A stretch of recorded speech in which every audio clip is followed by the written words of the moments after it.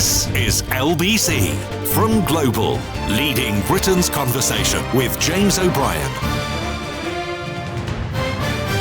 And well done, everybody who got it right. No, Gavin, it's not Tony Benn and Tony Blackburn. Tony Benn is no longer with us. But everybody who guessed the two Tony Bs on the programme today, one on the programme, one on the podcast, one on as my guest on Full Disclosure, a colossus of British politics and a colossus of British broadcasting, both affectionately known, to the best of my knowledge, by nobody as Tony B. So Blair and Blackburn. What does that sound more like to you? Would it Blackburn and Blair or Blair and Blackburn? Which way? Does it sound like a suburban solicitors, or does it sound like a couple of grizzled 1970s cops who don't do things by the book? Blackburn and Blair, or Blackburn and Blair, Blair and Blackburn. I don't know. I should probably be taking it all a little bit more seriously, and I will be doing. So you'll hear the first part of my interview with Sir Tony Blair at 10:45 this morning, which means to business. I did it again yesterday, by the way. I was talking to the Deputy Prime Minister, Angela Rayner, and she said something sufficiently newsworthy for the Daily Mail, no less, to have filleted elements of our interview yesterday. But I'm not sure I noticed at the time. Did you notice at the time? It was actually a poignant moment because it echoed something that James in Sidcup said to me on Wednesday. And part of the reason I don't get as excited as some people do about interviews with big names is that I genuinely believe that my callers on a good day will be at least as, if not much more interesting than professionals who are often very guarded and very defensive. And James in Sidcup has a long history of working in the housing sector, has educated us many times over the years and became a particularly valuable contributor to the programme in the immediate aftermath of Grenfell. And I think it was James who used the phrase loser housing on Wednesday morning, and it's really stuck with me. In fact, there's a story in today's newspapers which speaks to precisely the same principle. It describes some social housing landlords as still treating tenants like children and behaving in the same adversarial and defensive way as the Grenfell Tower landlord did. And this is according to the government-appointed social housing ombudsman. And I was struck afterwards, after speaking to James on Wednesday and after speaking to Angela Rayner yesterday, I was struck by the somewhat counterintuitive notion that Margaret Thatcher's right to buy scheme had made everything worse, not better, except for the relatively small proportion of council house tenants, or social housing tenants as we would call them now, who benefited directly from it, which includes, oddly, the people from whom I bought my last house but one. That was a former council property which was sold to us by the previous tenants who had exercised their right to buy. And I don't often feel that I've been gaslit by the predominantly right-wing media narrative. I certainly would like to think that during the years that we've spent together, we've somewhat swum against the tide. We've provided a rare, in the context of certainly commercial British media, as opposed to public broadcasters, in the context of commercial British media, we've provided a rare antidote to the notion that, I don't know, voting against your own interest is a good thing to do, whether you're talking about Brexit or putting Boris Johnson in Downing Street and all the other examples that we have as well. But I've clearly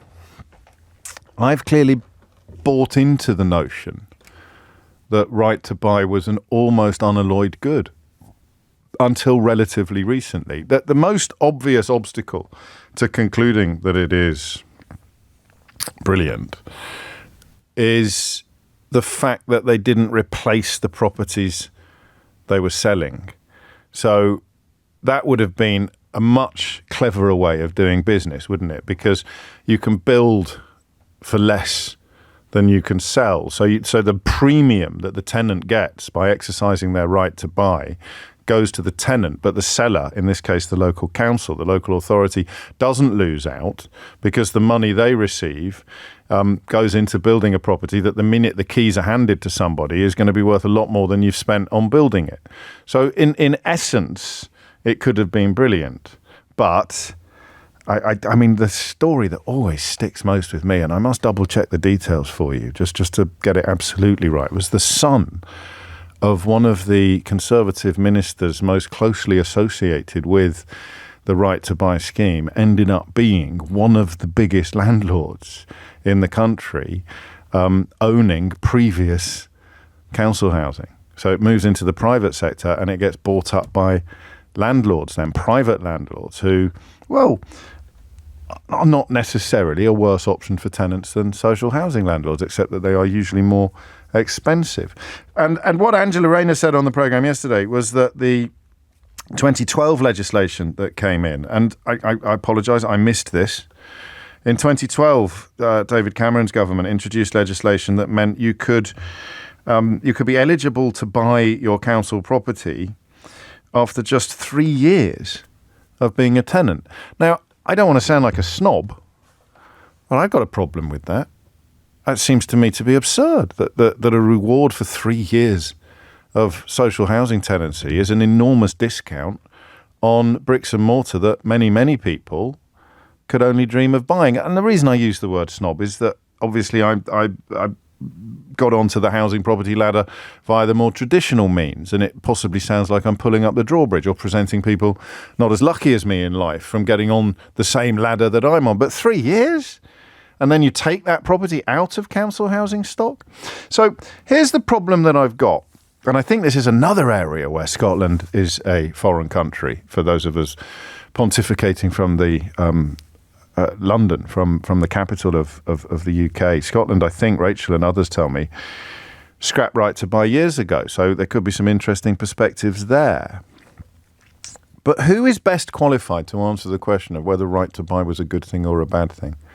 We were about to talk about this on Wednesday, oddly, when we kind of got overtaken by the sense that we should be talking exclusively and specifically about the Grenfell inquiry. Who's best qualified? Because I can't imagine that if your family benefited from right to buy, I can't imagine you see it in a negative light, do you? My mum was able to buy, unless you can't get a house now, for which you would previously have been eligible because of the diminishment of the overall pool, the reducing the supply.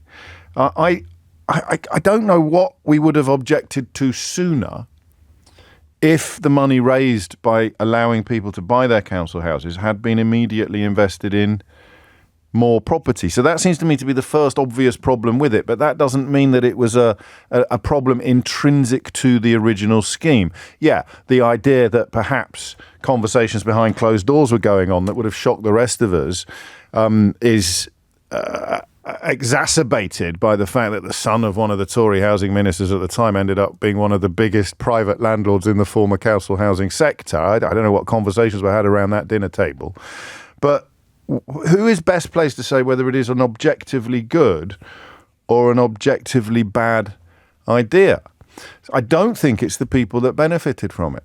And I don't think it's the people who are perhaps jealous, if that's the right word to use. The people who could never quite earn enough or scrape enough together to upgrade, if you like, from tenant to mortgage holder, which leaves the rest of us, doesn't it? It leaves the rest of us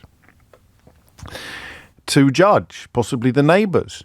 I'm conscious of not wanting to sound insulated or detached from reality. But do you know what for most people who didn't live on council estates, do you know what the first indication was of right to buy? Can you remember what the first indication was? And this may not have applied on all estates in all parts of the country, but in my where I grew up, this was very much the case. Is that it became immediately clear who had exercised their right to buy because they were allowed to exercise more agency over their home. They were allowed perhaps to build a porch or even, I think in some cases, to change the front door because the council would take responsibility for communal projects like painting. The privately owned properties, the properties where the tenants had bought their homes, became immediately distinctive because of the fact that the tenants would do more to them. Not take more pride in them, because this is about infrastructural change rather than cosmetic change, but they could do more to them. And that distinction between infrastructure and cosmetics is fascinating to me. I really do, as you have probably already established, need your help on this one, because it's a world about which I know very little, except that it would be very easy for someone as middle class as me to wade in my size 10s and cause offence unintentionally to people from a different background. And as you know, I do not like causing offence unintentionally. I enjoy few things more than causing offence intentionally, although I don't do that as much as I used to. I don't want to do it unintentionally. So the notion I have of pride in your home changes with right to buy when you introduce the phrase loser housing. If the perception of the community, if the perception of society became that the people who'd exercised their right to buy somehow elevated themselves above everybody else, their former neighbours, their friends, their current neighbours. And that, I think, was intrinsic to Thatcher's project, wasn't it? You know, if the people who exercised right to buy were the winners, what did that make the people who didn't? And that's why the phrase from Wednesday morning about loser housing as an explanation for why the TMO, the Tenants Management Organisation at Grenfell Tower, could treat people like Edward Daffon and his neighbours with such abject contempt and derision, even as they warned that tragedy was imminent and possibly inevitable. The fact that there was a perception of people still living in social housing being losers becomes an incredibly difficult idea to process, right? So is it true? Did right to buy create hierarchies in the United Kingdom that somehow rendered, not just the residents of Grenfell Tower, that somehow rendered social housing tenants who hadn't bought their homes third-class citizens? So your first-class citizen, well, I suppose your first-class citizen is someone living in several castles with no mortgages at all. But let's just speaking generally, you've got your homeowner in the private sector, then you've got your homeowner in the formerly public sector, and then you've got your tenant in the public sector. I don't know where the tenant in the private sector sits now, but you're much more likely to be a tenant in the private sector than you would have been previously, because an awful lot of the property that used to be in the public sector has become private sector tenancies. Landlords have bought up these properties. So I like the question of whether it was a good thing or a bad thing, but I recognise that personal experience is going to be a huge driver of conclusions on that one. So if you don't have any skin in the game, but you do have an understanding of the issues, I think perhaps you are at a premium this morning. I'd be particularly interested in hearing from you. Right to buy, good or bad, 0345 6060 973. I don't at the moment see how anyone except the Daily Mail could object to Angela Rayner's suggestion that you should be a tenant for a lot more than 3 years before you get the chance to snap it up at a discount, which of course is a scheme she took advantage of, but after much more than 3 years. 0345 6060 973. And I choose my words carefully for reasons that I've explained to you. Would you care to talk to me this morning about feeling like a third-class citizen as a consequence of right to buy? How contemptuous is the treatment you receive from your landlord, from your TMO? If the Social Housing Ombudsman, 7 years after Grenfell Tower, is describing landlords as still treating tenants like children and still being adversarial and defensive, I want two things from you. I want experiences. I want to know what that was like. But do you know what else I want? I want to know why. Why and how did structures designed to look after tenants come to a place where they looked upon the tenants as their enemies, or they looked upon their tenants as forces to be controlled, problems to be subdued, rather than people to be looked after? I have a naive historical view of council housing as a wonderful, essentially quite socialist contribution to our society. And of course, people persuaded that socialist is a dirty word should immediately refuse ever to access either the welfare state or the National Health Service. And while we're at it, probably give up your right to be defended by our army. So I see it as being a rather beautiful creation that seems to me to have been spoiled to the point where people whose job it is to look after their fellow citizens in this type of housing have arrived at a place where they think their job is essentially to treat these people like mushrooms in the dark and covered in manure. I'm going to open up the phone now. There's a lot to cover, and come at it from any angle. I may have missed something, but I really want to know more. I want to feel that I understand more about this by 10:45 today than I do right now. James O'Brien on LBC. Who would win a game of ping pong between Tony Blair and Tony Blackburn, do you think? It's about 10 years between them. Both on the programme later today. Tony Blair, a full-length interview. Tony Blackburn, a little taster of my full disclosure interview with him today. It's possible I'm the only person in the country who's amused by the fact that you could call them both Tony B, and they're both on the show today. But I'm still amused by it, so sorry. Not amused by the social housing situation, but intrigued by the growing sense that Right to Buy caused a hell of a lot more problems than it solved for the country, while obviously being, I presume, an enormous boon for the beneficiaries. Matthew's in Enfield. Matthew, what would you like to say? Hi there, James. Thanks for taking my call. You're very welcome. Cheers. My mum bought a house, and I guess the answer to it is yes and no. It's good and bad because, it was good for my mum. Unfortunately, because of the policies of governments that have been in power for the last 20 or so years.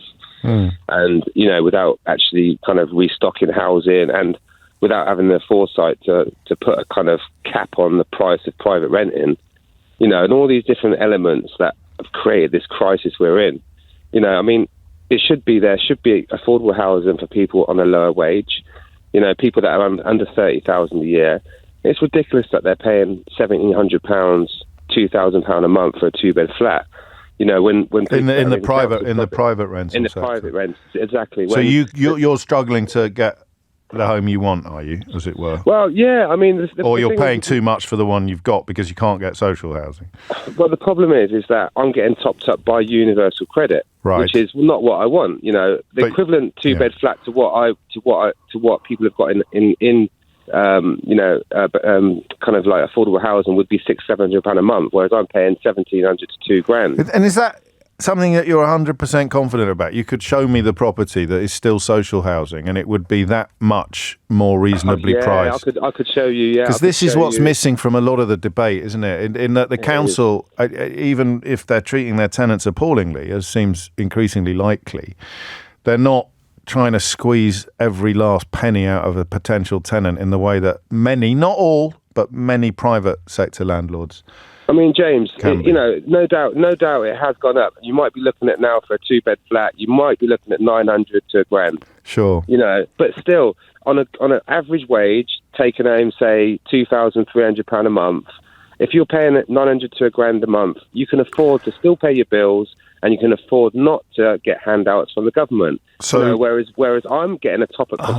Whereas I'm getting a top up from the government. Whereas I don't want that. I would prefer to be in affordable housing, which suits my economic status. That's fascinating. And so the reduction in affordable, let's call it social housing, otherwise it gets confusing. The reduction in social housing is actually siphoning money from the Treasury to your private sector landlord. Massively. And the only beneficiaries of it are landlords because, the thing is, everyone demonises landlords. We do live in a capitalist world. Obviously we do. And the people that are able to capitalise on situations, fantastic for them. But we have to always look at, to have a decent society, we have need a decent safety net. Care about everyone. You need a decent safety net, or not even a safety net, because that makes it feel like something that you avail yourself of when you're vulnerable. So here's why it's tricky for you on a personal level, is that your mum contributed to this. Yeah, exactly. But you know what? She lived in that house. I say this last thing. She lived in that house for all my childhood. And when she was given that council house, she was over the moon. Of course. She couldn't believe it was all hers. And now when I drive around, I look at so many people that don't look after their housing. It makes me a bit angry because I think to myself, give that to somebody that's going to look after that property. Not so, because me personally, I've been evicted 3 times now in the past couple of years through non-fault evictions because the landlord has to sell or whatever personal reason. You've got no security, you've got no safety, you've got no protection, and you've got no beef with your mum. But without being too sort of, I don't know, but Boswell brothers about it, for anyone who remembers Bread, if your mum hadn't availed herself of right to buy and therefore introduced herself to a sum of money that was beyond her wildest dreams in any other circumstances, bar winning the lottery, would you not have inherited? Would you not have moved into that or stayed in that house yourself, potentially? You know, the thing is, no one knew that properties would rise the way they've risen. When my mum bought her place, it wasn't to benefit from a massive... Right. It was just to have a stake in the roof above her head. Yeah. Fair enough. It was just an option that was available to her. It was never about... yeah. So it's right to buy multiplied by our exponential housing market, and that, of course, driven by low supply. So you wouldn't have had the massive rises in the property prices if you didn't have the controlled and limited supply. And so knit the two together, and Matthew is evicted 3 times in 2 years through absolutely no fault of his own, and is paying, let's say for the sake of argument, double what he'd be paying if he could get onto the social housing ladder. 10.26 is the time. So yes and no. He wasn't wrong, was he? Good and bad, but mostly bad at the moment. Diane's in Tottenham. Diane, what would you like to say? Oh, hi, James. Hello, I'd just like to say that there's a context to all of this, which I think, unless you're as old as me, you wouldn't understand. But the right to buy was as a policy was developed by the Labour government, actually, from 74 onwards. In terms of the idea was around in the 70s that, and we had quite strong rent controls and disrepair controls. But the idea was that people were saying, well, you can pay for a council house for 30 years and you still don't own it, and it's not fair, and yes. etc. So it came from a good place of thinking, well, if you've lived in your property for a long time, you should be able to buy it. Brilliant. Okay, then 1979 came. They were all, at the same time, the Labour Party were also developing a policy called right to rent, which has gone down the pan. But basically, in 1980, when Thatcher came in, she realised that it was a political tool because people who were grateful for home ownership were going to vote for her. Would vote Tory. Or even people who thought that they might be availing themselves of this one day would vote Tory. Exactly. But it was the Labour government, I suppose I'm being an apologist for them, really, saw it as not as about transferring homes. It was about redistributing wealth but to people. But we come back to the replacing the stock, don't we? I like the idea of allowing people who've been paying rent for 30 years to actually transfer to a mortgage with a preferential treatment, recognising the fact they've probably bought the house twice over while they were tenants unable to raise a deposit. But if you're not then replacing the housing stock, then you end up with Matthew and Enfield's problem. So under a Labour government, it could have worked quite nicely, which is why Angela Rayner yesterday was not pledging to abolish it. She was pledging to limit it or suggesting that we limit it only to people who've been in their houses for years. But importantly, the thing about it was that from day one, the Thatcher government, remember, made it so that only 25% of capital receipts could be spent by the local council that had sold. So for every £100,000 you raised from a house sale, they could only spend £25,000. But not only it wasn't ring fenced for housing. So you had Tory councils, particularly, and some Labour. In the 1980s, they were building out-of-town shopping centres. They were investing in property, but not council property. But not homes. Not homes, because the government wouldn't let them. So Labour councils would spend their 25% on the housing that they could build, or more likely, by 1986, they were having to give it over to housing associations, which didn't have a right to buy. But the point I get it. And what on earth would drive that, except perhaps the need to keep the private property market incredibly overinflated, And as you say, it's no surprise to me that any relative of a Tory minister would end up with a portfolio, because they saw it as an opportunity for asset stripping from us, ordinary people. And I have to say, I ended up buying my council flat because my rent was going to be... Well, why wouldn't you if you could? I mean, and do you still live in it, or did you sell it? I do still live in it. That's my saving grace, because I would have lived here as a tenant. I haven't taken it out of the stock. So I haven't got details beyond 2013 when the Daily Mirror looked into it, but in 2013, and I can't imagine this has come down, a third of ex-council homes sold in the 1980s were now owned by private landlords. Oh, absolutely. And the resale of council houses kept me in work for a long time, actually, as well, because I used to work in university teaching housing professionals, but which is also brought me on to your other point about people say... I'm late for the news. Make it snappy, Diane. Sorry. Is that housing professionals desperately want to help people, but there was a whole influx of people who thought that it was a way of learning about housing in the council sector, then moving to be their own property developer and exploit tenants even more. Got it. And we know that's happening. And the bottom, and of course, add to this, if you want to get all capitalist about it, then you need to justify the fact that people like Matthew need universal credit to top up their rent, even though they're in work. I think 40% of people on universal credit are in work, to top up their private rent, which means the money is coming straight out of the welfare state, straight out of the Treasury pot, straight out of the universal credit and going into the pockets of private landlords, like the son of a former Tory minister who owned, in 2013, when the Mirror looked into it, owned at least 40 ex-council flats on one South London estate alone. 10:31 is the time. Thomas Watts is here with your headlines. James O'Brien on LBC. 10:35 is the time. So I think in the battle of the Tony Bs, Blackburn would probably come out on top on ping pong, wouldn't he? Because a couple of you have pointed out the amount of time that he spent on pirate radio, and that'd be 2 weeks on, 1 week off, on a ship offshore in international waters, broadcasting on Radio Caroline and was it Radio London? I think back into Britain. He talks to me about this on Full Disclosure this week, so I bet they played a lot of ping pong. So on ping pong, I think Tony Blackburn will probably get the better of Tony Blair, both of whom I've interviewed this week, and you'll be able to hear the first part of the Tony Blair interview in about 10 minutes. Back to social housing. Ken's in Hartlepool. Ken, what made you pick up the phone? I'm 58 years old. I was brought up on a council estate. I've worked in housing all my life. That'll do. What do you want to say? Well, I mean, my mum and dad bought their house using Right to Buy, which was great for us. Yeah. But as I've grown older and looked at the result of the Right to Buy programme, I think it's been an absolute disaster that's contributed to a massive amount of social distress and problems. And like the previous lady said, it was a political decision by the Thatcher government in an attempt to break what was seen as a Labour voter breeding ground, which is the council estates. Yeah, of course. Do you think, I don't know that anyone could answer this objectively without having either a time machine or access to secret documents, but the intention was always to create what has subsequently happened, i.e. by not letting councils spend the money on building new houses and not replacing the stock that was being sold.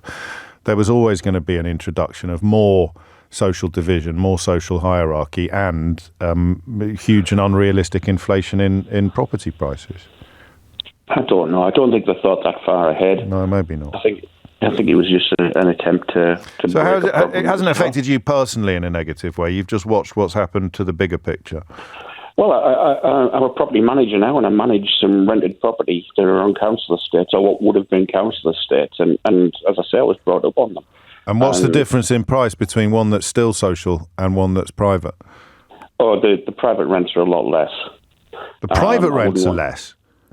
Sorry, I got me confused there. The local authorities. I thought we were going to have to rip up the whole programme then and start again. Can you give me a rough... That's all right, mate.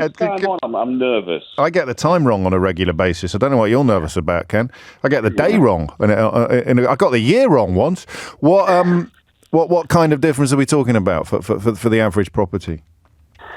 Until I don't really know the full value of what people. Because you're only looking at the social side of things for your tenants, and of course some of the people in the private properties will be on universal credit. They'll be supplementing their income. The private properties are much more expensive, and in the last 3 years, I've seen the rent increase on a 3-bedroom home on a council estate has gone up by 200%. Well, 100%. You know, and this is in Hartlepool. You know, it's difficult to. I know Hartlepool's got a bad reputation, but it's a lovely place to live. Everything's quite reasonably priced. Has it got a bad reputation? I've got no beef with Hartlepool. Why has it got a bad reputation? Well, it's had trouble recently, hasn't it, of course, but so have quite a lot of places. Final question. What's your answer, given what you do and given your background, to Angela Rayner's suggestion on the programme yesterday that you should only really be able to have an opportunity to buy your house if you've lived in it for decades? I don't even think you should have any opportunity to buy your house on a council estate. I think we need to build more council estates and recognise that it's an investment in the future to provide us with social housing, which is what it is, for those people who need help getting housing, because the housing situation is dire, and it's dire because we haven't been building council houses. And we haven't been building council houses, as the previous lady said, and she was dead right, because we weren't allowed to invest the monies in new stock. And most people listening, many people listening to this, including a couple of my colleagues, and up to a point me, were unaware of a lot of this stuff before we started talking about it at 10 o'clock this morning. For me particularly, that double whammy of universal credit being used to supplement the income of working people in private accommodation, in private rented accommodation, which means the money is barely touching the hands of the tenant on its journey from the Treasury to the private sector landlord, many of whom, as we know, will own multiple properties. And that, who does that favour? I think it's 19th century political discourse, isn't it, to talk about the landlord class versus the rentier? I think it is. That's extraordinary to me. So couple those two facts together. Social housing keeps rents down to a level that is considerably lower than private housing.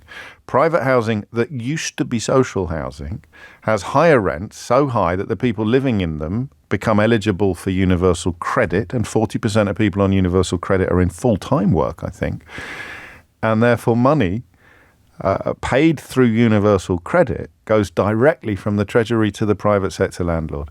So how on earth do you justify an inequality and an absurdity like this? The feathering of rich people's nests, wealthy people's nests with public money. You do three things. First of all, you demonize less wealthy people receiving public money. Okay? And it doesn't matter whether they're train drivers or single mothers. If they are in receipt of what is perceived as public money, you demonize them. And then no one will notice the landlord over there creaming thousands of pounds a month out of the universal credit system, being paid only because of the disparity between private sector prices and public sector prices. So that's the first thing you do. Demonize poor people in receipt of public money, because then we won't go after the rich people in receipt of the same money. The second thing you do is tell lies about immigration. You claim that the reason why there isn't any council houses is because they're all full of asylum seekers. I hesitate to encourage you to have a look at YouTube for the kind of lies surrounding this issue. The simple matter of law and fact is asylum seekers cannot have council housing. Not only can they not have council housing, but there's a number of other benefits to which they have no access whatsoever. You can become eligible for social housing after some 5 to 10 years in the system, after your permanent status in the UK has been established. But if you're an asylum seeker or a refugee, you get nothing. And the housing that you might be put in is set to be excluded from Awab's law that is designed to protect tenants from damp and mould. So when people like Neil O'Brien, the Conservative politician, and some of his colleagues talk about British houses for British workers, they are either being very, very stupid or deliberately dishonest by bringing back open racist discrimination to housing. Asylum seekers don't get it. Full stop. So that's the second thing that you do. And the third thing that you do is turn socialism into a dirty word. Largely, in my experience, used by people who would struggle to spell it. And I don't apologise for that. It's a bit cheap and it's a bit unkind. But if you really think that socialism is always a bad thing, then you're quite stupid. I have some sympathy for the people who've been led into a position of stupidity by right-wing media, but it's not unbounded sympathy, because you end up voting to punch yourself in the face, metaphorically speaking. And the right to buy seems to be a wonderful example of that.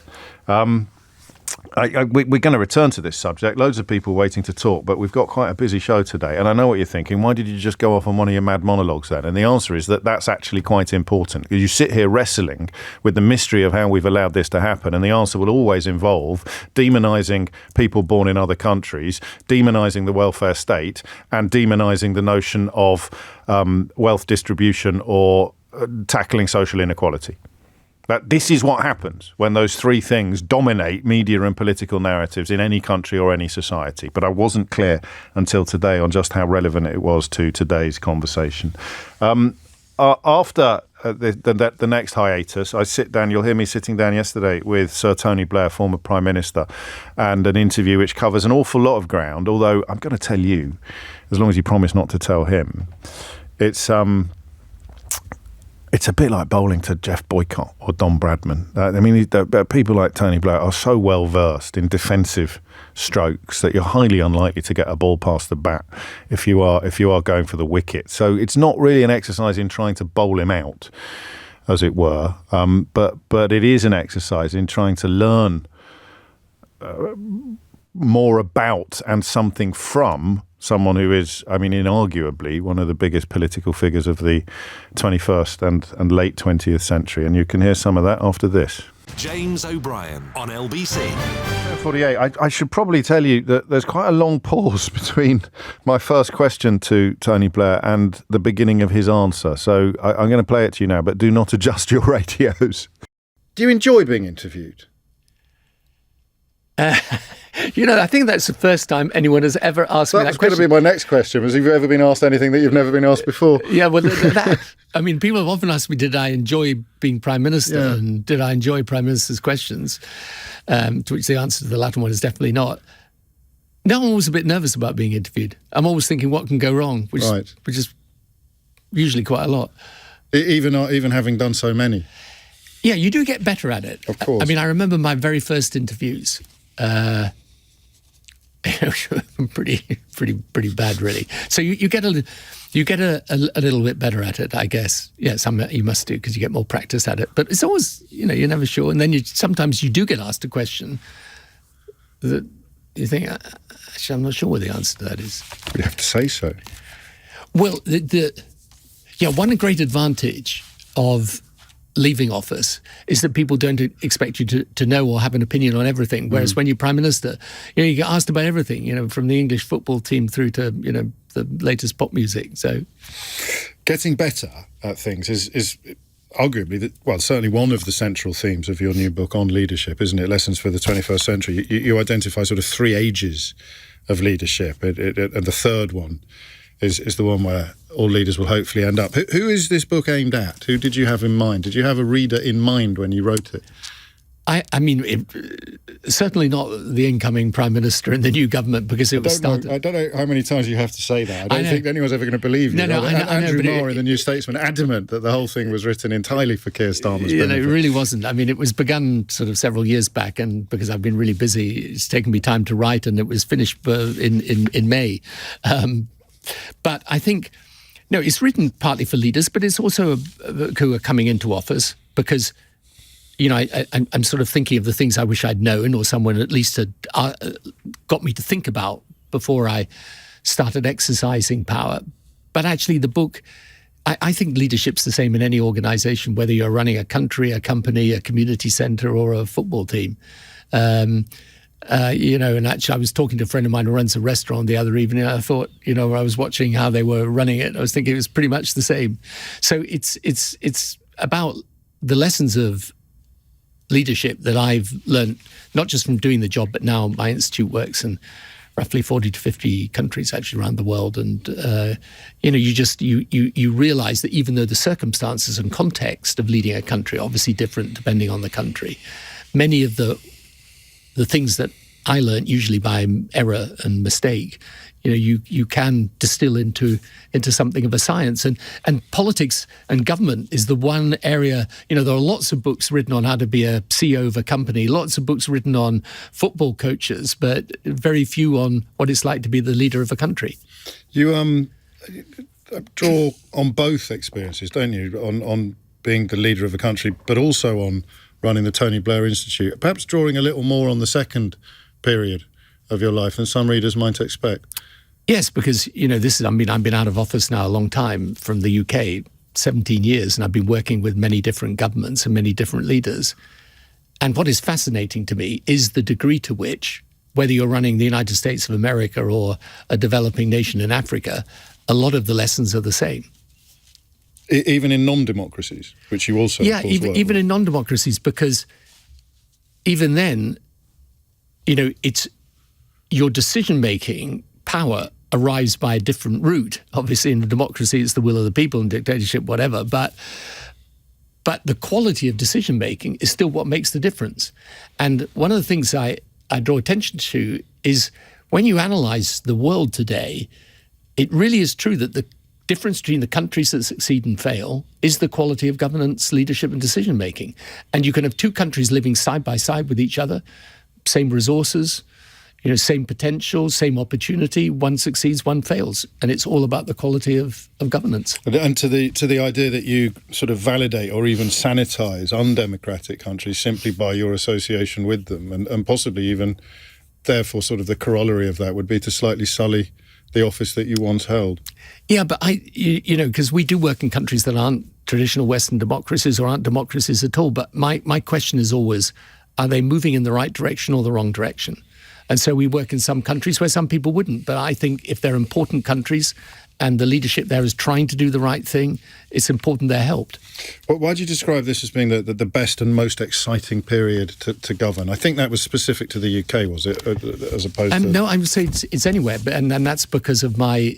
I think some people think it's an obsession, but it's not an obsession, but it's just a conclusion that we're living through an era of technological change that is going to accelerate, is already huge, is going to accelerate, and that's the biggest challenge for people in government today. And it's an exciting challenge, but also a daunting one. It's not a position that's shared by many prominent politicians at the moment. That's perhaps why they tease you a bit about, and you've used that word obsession. We're talking about AI for people, largely about AI for people who haven't perhaps followed things as closely. When did you feel your sort of evangelical zeal kicking in? When did you first sort of think, crikey, the scale of this thing is close to unprecedented? It's industrial revolution levels of change.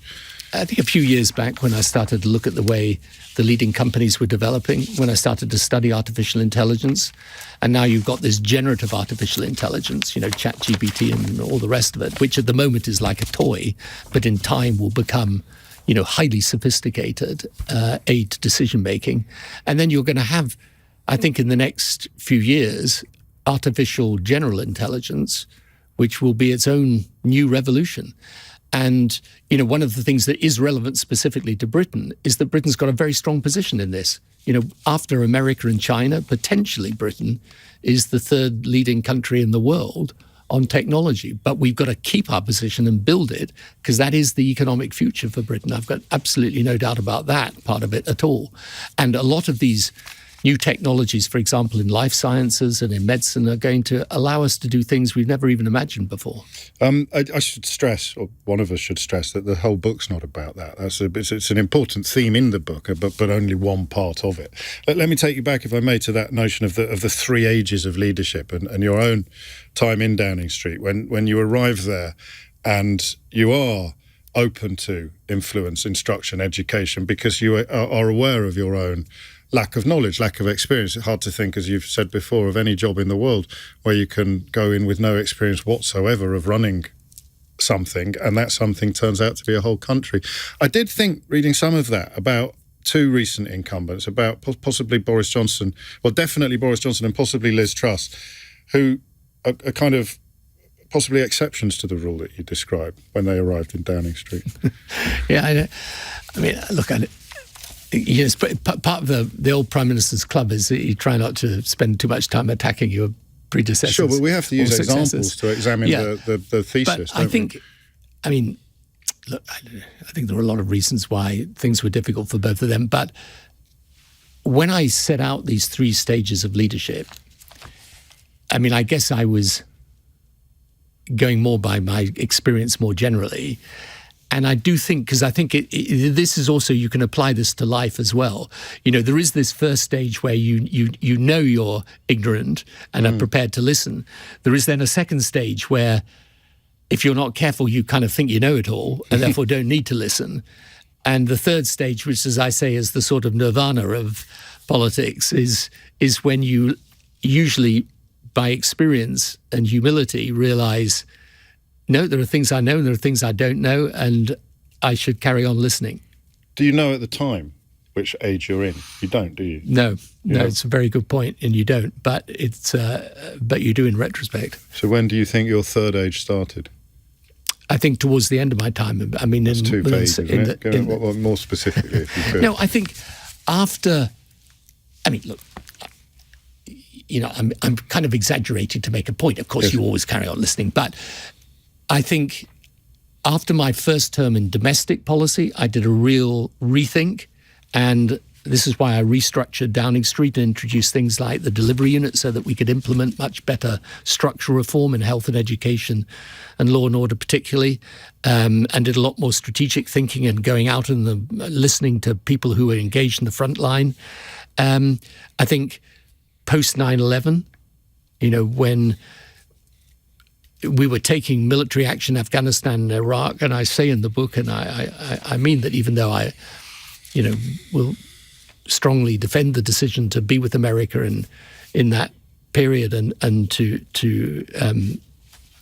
take that action, I still think that you got to acknowledge in retrospect that there wasn't a sufficient acceptance of the nature of the terrain into which you were going and the context in which you were operating. And those are things that you, by experience over time, you realize, always approach every problem thinking of the very worst that could happen and delving deep before you go in deep. That's the ultimate irony then, is that the time at which you're best qualified for the job is the time at which the finish line is closest. Yes, it is. As I say, you get the paradox is you begin at your most popular and least capable, and you end at your most capable and least popular, or at least that was probably my case. And I was struck not just by what you've written, but also I think by one of the interviews you've given, by the honesty about unfinished business, about a feeling that you left against your will. I mean, that's what the history books tell us, but I don't know that I'd seen you looking quite so vulnerable about it before. Yeah, I mean, look, in one sense, you could say I was one of the few people that chose a point of departure. True. But that was because I could feel the walls closing in, and thought it's really, if I had stayed, it would have been a huge fight and struggle, and I don't think that would have helped the country. But yeah, I guess whenever you leave, there's going to be a sense of unfinished business. But I think over time you get the maturity to realise the job's never done. So there's never going to be a time that you're going to leave and think, I did everything I wanted.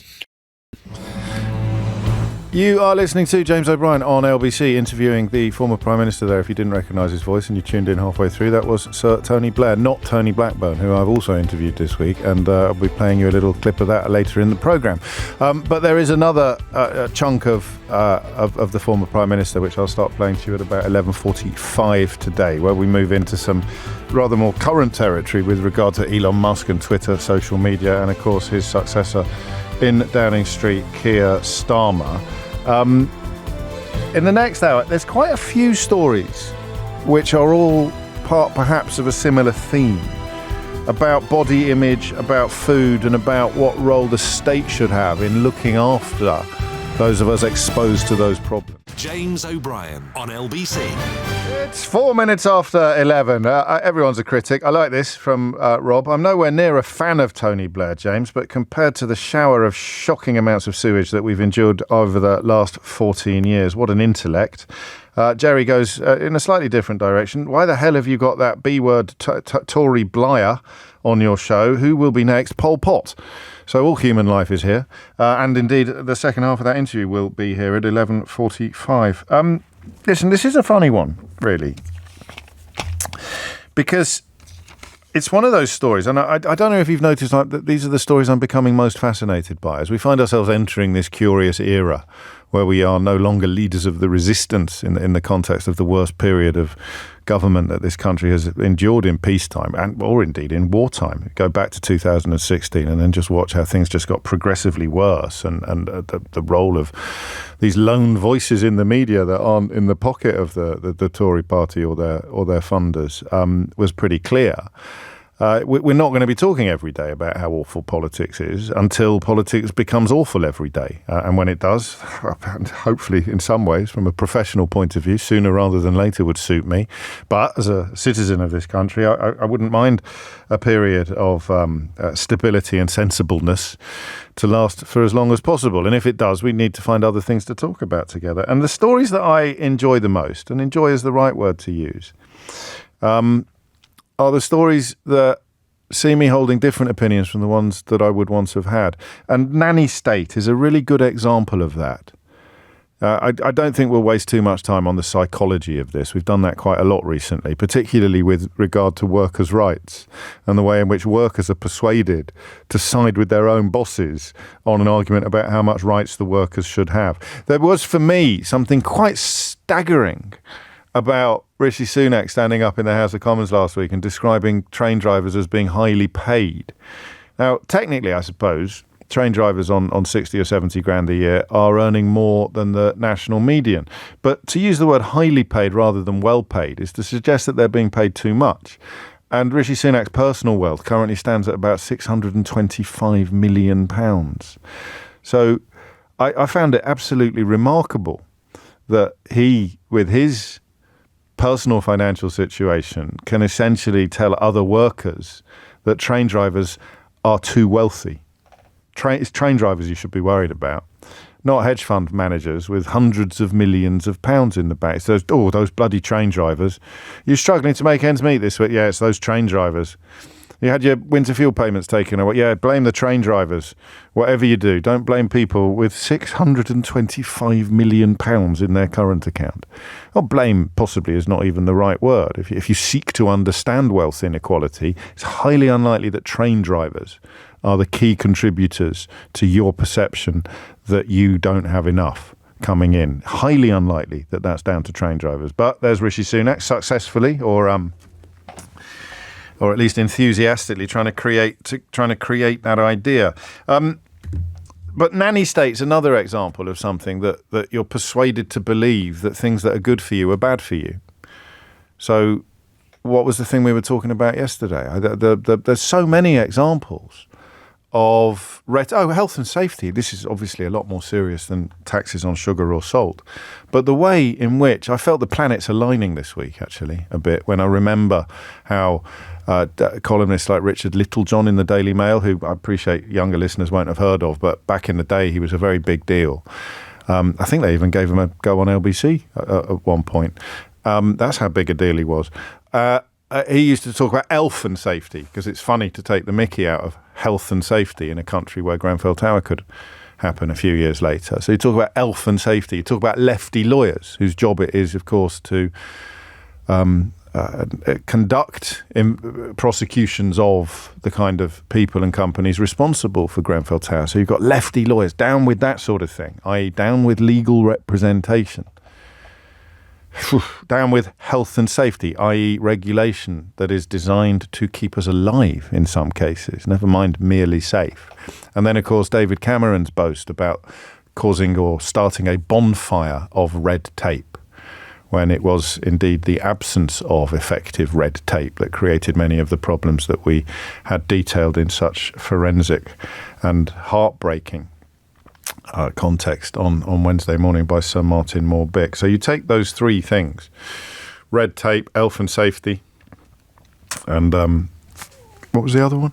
I get distracted sometimes by my own meanderings. So you've got red tape, you've got health and safety, and you've got, what was the bloody other one? Is anyone paying attention to this? Or are you all just sitting there twiddling your thumbs and playing Sudoku? It's absolutely ridiculous. But the nanny state is a wonderful example of it as well. So the nanny state is attempts by government to help us sometimes help ourselves, and they will be queuing up to attack it. But what I don't want to do What I don't want to do is get all footballification about it. Everything that the people I find ridiculous and dangerous describe as nanny state is not necessarily a bad thing. But the reason I took lefty lawyers, thank you. At least Daniel was paying attention. And he's not even on the payroll. Thank you, Daniel. I don't want to become footballified about it. So sometimes perhaps the phrase nanny state is pertinent, is relevant. And that's why I mentioned a moment ago the stories that I enjoy the most with you are the stories where I have a very different opinion from the one that I would have had when I started doing this job many, many moons ago. Because I used to be very much of the view that you can help yourself. My inbox now for the next 5 minutes is just going to be lefty lawyers, lefty lawyers, lefty lawyers, lefty lawyers, lefty lawyers. So thank you. And David points out, being warned about the nanny state by an adult who still has an actual nanny was a moment of particular irony, wasn't it, when Jacob Rees-Mogg was still an MP? Oh, Jacob Rees-Mogg's been in the news this week. I don't know whether you noticed. Did you pick up on that? Some very interesting news about his fund management business that I shall share with you shortly, but I won't share it with you now because I want to tell you what you're going to be phoning in about next. Nanny state, alongside lefty lawyers, elf and safety, red tape, one of those examples, or highly paid train drivers, one of those examples of either pointing us at the wrong enemy or persuading us to actually side with people who are opposed to our own interests. What do you want? Less health and safety. When do you want it? Now. Or yesterday I did. What do you want? Less protection at work, fewer rights, especially human rights. I hate human rights. Are you a human? Yes. And you hate human rights? Yes. Then you're an idiot. It's pretty straightforward. But look at the effort that's been put into persuading us that human rights are bad, because sometimes people born in other countries get them as well. Nanny state. I don't know. I'm not as confident that nanny state deserves to be filed in the same category as all the other things that I've just mentioned to you. But I can tell you this. The British Heart Foundation, which knows what it's talking about, wants to see taxes, levies on sugar and salt. It wants more bans on junk food advertising, and it wants extra taxes on tobacco manufacturers. I'm going to leave tobacco out of the equation, except to say, are you looking at some foods in the same way that you look at tobacco yet? Or are you still subscribing to the notion that one is obviously bad for you and the other is not? Food, because food sustains us, because food keeps us alive, because all things are good in moderation, is a phrase by which many of us have lived. The notion that some foods are as bad as tobacco, I don't think has landed successfully with the British public. And when you look at the effort put into persuading people that efforts to keep them alive and make them healthier are negatives, are nanny state tactics, you get a fascinating political divide. So, what do you think about higher taxes on sugar and salt in foods? Now, what I really want you to do, if you can, is tell me about the journey you've been on. I'm absolutely fascinated by the dawning realization that huge amounts of the products we consume are incredibly bad for us. I would probably welcome an evangelical on this issue, but the older I get, the clearer it is to me that government has an absolutely crucial role in giving us the information that we need to make really informed decisions, and sometimes going further than that and making it harder to do things that harm us. This is almost the polar opposite of what is promoted by all the secretly funded lobby groups masquerading as think tanks that populate the area of Westminster around Tufton Street. They're absolutely dedicated, presumably motivated by protection of the financial interests of the people and the companies who secretly fund them. Tobacco, for example, historically. But presumably motivated by protecting the financial interests of their secret donors. They are passionately and violently opposed to the idea that the government has any role, really, at all, in moulding our choices. making it harder for us to do things that harm us. And of all the things I've changed my mind about over the years, this is one of the biggest. I haven't read all of Ultra Processed People yet, Roddy, but largely because it kept me off the number one spot in the Sunday Times charts, and nothing keeps you warm at night more than a carefully nurtured grudge. But it is clearly a brilliant book. I've read bits of it. And that's not the reason why I haven't read it. Obviously, I'm too busy reading my historical crime fiction. But that's a real eye-opener.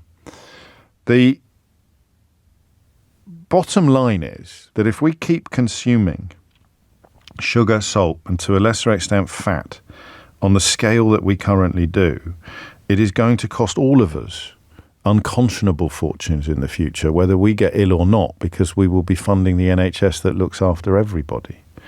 So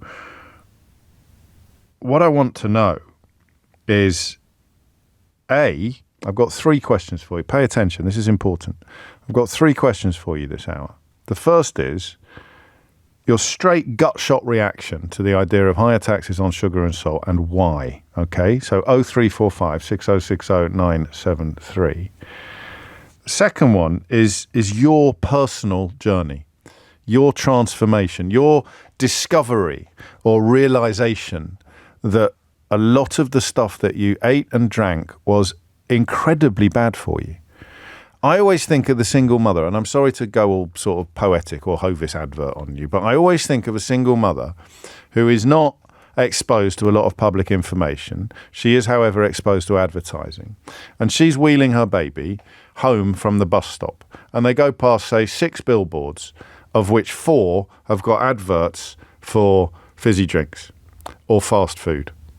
Now, how... Genuine question, huge question. How on earth can that young woman avoid the conclusion that this bright, heavily advertised, ubiquitous product is really bad for her child, except in considerable moderation? How do you reach her with the news that she shouldn't be giving her children salted chips from the local fast food joint? How do you reach her with the information that the amount of sugar in the fizzy drinks that she thinks are just sort of like carbonated fruit juice is incredibly dangerous and incredibly difficult? How do you teach her that if she feeds her children an almost unleavened diet of the stuff on the billboards, they will suffer from obesity, they'll probably grow up with diabetes, they'll have all manner of health problems that the whole of society then has to deal with? And don't forget, the people funding the lobby groups that call themselves think tanks are also constantly agitating for themselves to pay less tax. So who the hell do you think is going to have to pay the tax to keep the NHS afloat if we're raising generations and generations of children who are being not quite poisoned, but rendered unnecessarily unhealthy by the environment around them? So if you're minded to ring in and tell me that you hate sugar and salt taxes, the second question is, how do you tell that young woman, how do you reach that young woman? How do you keep this food out of her child's mouth? 0345 6060 973. Because what they try to do with the debate is deny that the food is bad, or the sugar tax worked on fizzy drinks, it worked really well. So now you start talking about the artificial sweeteners that have come in place and the potential health negatives of that. What you don't do is say, well, let's start campaigning to get rid of some of the artificial sweeteners as well if they're that bad. So how do you keep sugar and salt, processed foods, out of the mouths of children without making it harder for adults to buy them? Hit the numbers now, you will get through. 0345 6060 973. And how bad is Britain? This is another question that I'm asking more and more, isn't it? How bad is Britain? What is Britain like, particularly when it comes to the stuff we're putting in our children's mouths? What is the United Kingdom like compared to another country that you're familiar with? Because I still reel at the sight of the picture that you sent to me of your child's school dinner plan in France compared to what happens here. And if there's time and space, we may get onto questions like, why is it so bad here compared to other countries? It's probably because we're a little satellite of America, and because we've allowed our media to be infiltrated by these secretly funded ghouls and vampires who will no doubt be popping up on LBC before the end of next week. It's 11:19. James O'Brien on LBC. It's 11:22, and I suppose we also want to know, how do you push back against? So it's there, Daily Telegraph, nanny state headline. What does nanny state mean? People will be looked after. Well, I don't need I am interested in the psychology, I suppose. Where does it? I don't need looking after. Therefore, nobody else should be looked. What is that about? I don't know if we'll have time to dig into that today, but we certainly will one day. Gemma is in Weston-super-Mare. Gemma, what would you like to say? Hi, James. Hello, Gemma. I've got to say, the first-time caller, well done, long-time listener. Well played. Welcome aboard. So what I noticed, so I've got two children, one 14, one 16, is just the portion sizes. So I would sort of go into a garage and have a little mini pack of buttons, but they buy like a treat bag size of buttons or a share bag, and they think that's a portion. Yeah, so they'll go and scoff the whole lot. Sorry, children, if you're listening. And they think that's sort of appropriate, and then they'll come back to me and say, well, it was cheaper, or it was 10p more to buy the and they're right. bag. They're right. I can feel my anecdote about Bangkok Airport bubbling up in the background, but I won't interrupt you with it. What's their understanding of the health element of this conversation? Because what have you got in that? You've got sugar, you've got salt, you've got fat.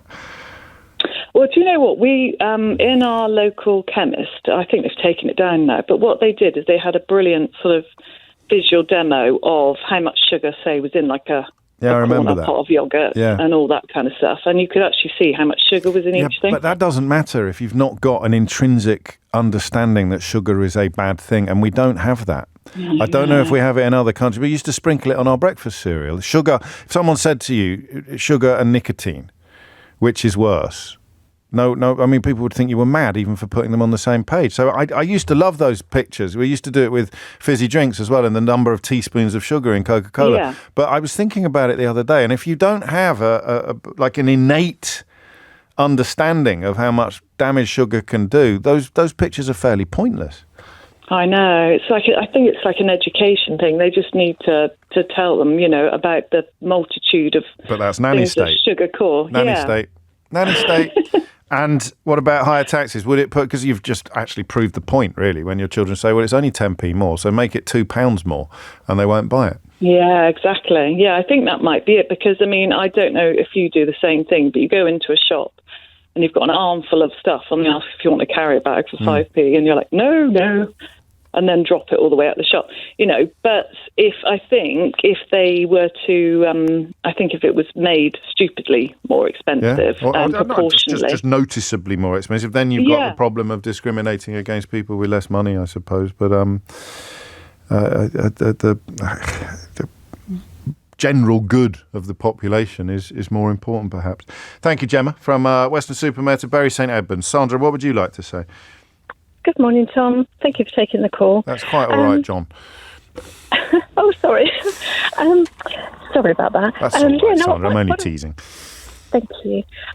What I'd like to say is that I had, unfortunately, I had a cancer diagnosis quite a long while ago. It was a very low-grade cancer, and I'm absolutely fine. Good. And then my mum and dad, unfortunately, got cancer, and they're absolutely fine as well. They've been through the system. I know we're all very lucky. Right. They're in their 90s now, so that's great. But it started me on a trail of investigation on diet. I mean, we all felt we ate a pretty good diet anyway, and we were all physically fit. But the sugar and the salt kept coming up on my research on how bad sugar is for people in general, mental health, just everything, obviously the obesity. When I used to go shopping, I used to struggle because I used to feel that 85% of what's been sold in the supermarkets, as far as I was concerned, was inedible, processed, chemical-laden. You go in the So where were you getting the information from? Partly as a consequence of your diagnosis, you started looking a lot more deeply into Absolutely. And where did you look? Where did you find the information that you needed? I started to buy books, and then obviously you can Google. It's quite straightforward. Everyone, and this is one of the problems that is a bit of a bugbear, that people, especially young people, spend, I would say, a huge amount of time on their phones. Even you go down the road and people walk along with a a child. Not just young people, we all do that, Sandra. Guilty, I'm afraid. I can't blame it all on the youth. No, we're all the same. But what I'm saying is, when you say, well, where are we going to get the information from? People do spend an awful lot of time on their phones. So get it in there, get adverts in there, get public information adverts. And what change did you notice in yourself when you got a handle on all this stuff? Because I think what I'm talking about is the more I think about it, the more insidious it becomes. Because we all know what we think is the really bad stuff. Mm-hmm. But it's the stuff we don't know is bad stuff that is the really bad stuff, isn't it? That's the problem. So what difference did it make to you when you really got a handle on it all? Well, it was the stuff that was advertised as actually very good for you. Yes. Like vegan food. People think, I'm a vegan, I'll eat vegan processed food, but it's full of salt and sugar and salt, just to improve the flavour, because obviously it's devoid of any flavour sometimes. And when you actually start to look at the actual breakdown of what's on the back of a, there's sometimes 15 different ingredients in a piece of, like, in a processed piece of chicken. Yes. Well, I don't touch anything that's got more than 3 ingredients in. But is that a genuine rule that you live by? Yeah. So yeah, I was buying almond milk yesterday for one of my children. Don't do that. No, wait. And I looked at the ingredients. I've downloaded an app actually that looks at stuff, and the first ones that I looked at were full of stabilizers and gum, and then I found an organic one that literally only had 3 ingredients in it. Now, it had a pinch of salt in it because otherwise it would be very, very bland. But that's what you're talking about. So there are 5 different products on the shelf. Some of them have got 10 ingredients, and they're called the same thing. Yeah, exactly. Some of them have got 10 ingredients in, and the one that I went for has got 3, and that's what you've discovered. Absolutely, and I probably have a similar app on my phone as well, and I literally scan every barcode. But sometimes it's really annoying, isn't it? Because you think, this will be all right, I'll just check, and then it comes up poor. Yeah, scores, you're in the red, and it's literally awful. I do it all with skin products, but going back to the almond milk, I make my own, so it's just nuts and water, and it's really simple. You just literally grind up your nuts and add the water and everything. Yeah, I know. But the thing is, you can make educated choices. You don't have to be but only if you've got the information, or if you've got the mindset, which you clearly have, and the time and the space to make the information, to search it out for yourself, which is why this phrase nanny state, the more we talk about it, the more you wonder whether it's the worst of them all. We should keep a glossary, shouldn't we? Phrases designed to make us act against our own interests. That was the beginning of an idea for a new book. And I don't want to write a new book. It is, isn't it? How they make you act against your own interests. So health and safety, lefty lawyers, nanny state. When what we're actually describing is giving people the information and the help that they need to look after themselves better. Thank you, Sandra. Tom will be with you at 4:00 today, I believe, on LBC. But Thomas Watts is with you now with the headlines. James O'Brien on LBC. 11:33 is the time. It's not a music show, this, obviously, but I do occasionally do requests. So, I will tell you the app I use. It's called Yuka, Y-U-K-A, and you can scan the barcode of something that you're buying. You don't have to have bought it. You can scan it while you're in the shop to find out where it sits on the processed food scale, how processed it is, and it'll give you ratings of poor, very poor, good, excellent, and sometimes it's really surprising, actually. Sometimes it's really surprising. And the points the last caller was making, or prompted me to make, about how it can be the same product, it have the same name on it, but the 3 or 4 different varieties will have very different ratings on this app because of the ingredients, you see. So, and actually, non-dairy milk is a really good example of that. Oat milk and almond milk and other things. But for me, I tell you, I was gutted yesterday when my wasabi peas came up as poor. Big fan of wasabi. Do you like wasabi peas? Have you had wasabi peas? Yeah, but wasabi peas are delicious. I don't think they're actually peas, are they? Probably they're chickpeas, I think. No, they're pea peas. Whatever. Wasabi peas are like peas or pulses covered in a sort of wasabi coating, and I thought they'd be all right. But they're poor. But I'll tell you what is good is Crunch Mix. So you can get it in Marks and Sparks. You can get it in Pret a Manger, I think. And then there are brands of it as well. They're really good. So do you see what I mean? If you're looking for a snack, crisps aren't great. But you need a little bit of help knowing what's good and what isn't good.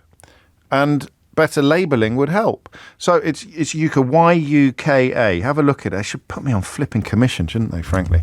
But I don't want to bore you too much with the Bangkok airport story, but the point that the first caller made in Western-super-Mare about portion size. So I'm standing at Bangkok airport and I felt a bit spaced out, not because of that, because I had an ear infection and I'd taken some fairly powerful over-the-counter medications that you probably can't get in this country. So I was away with the fairies, and I'm standing outside Dairy Queen, looking at the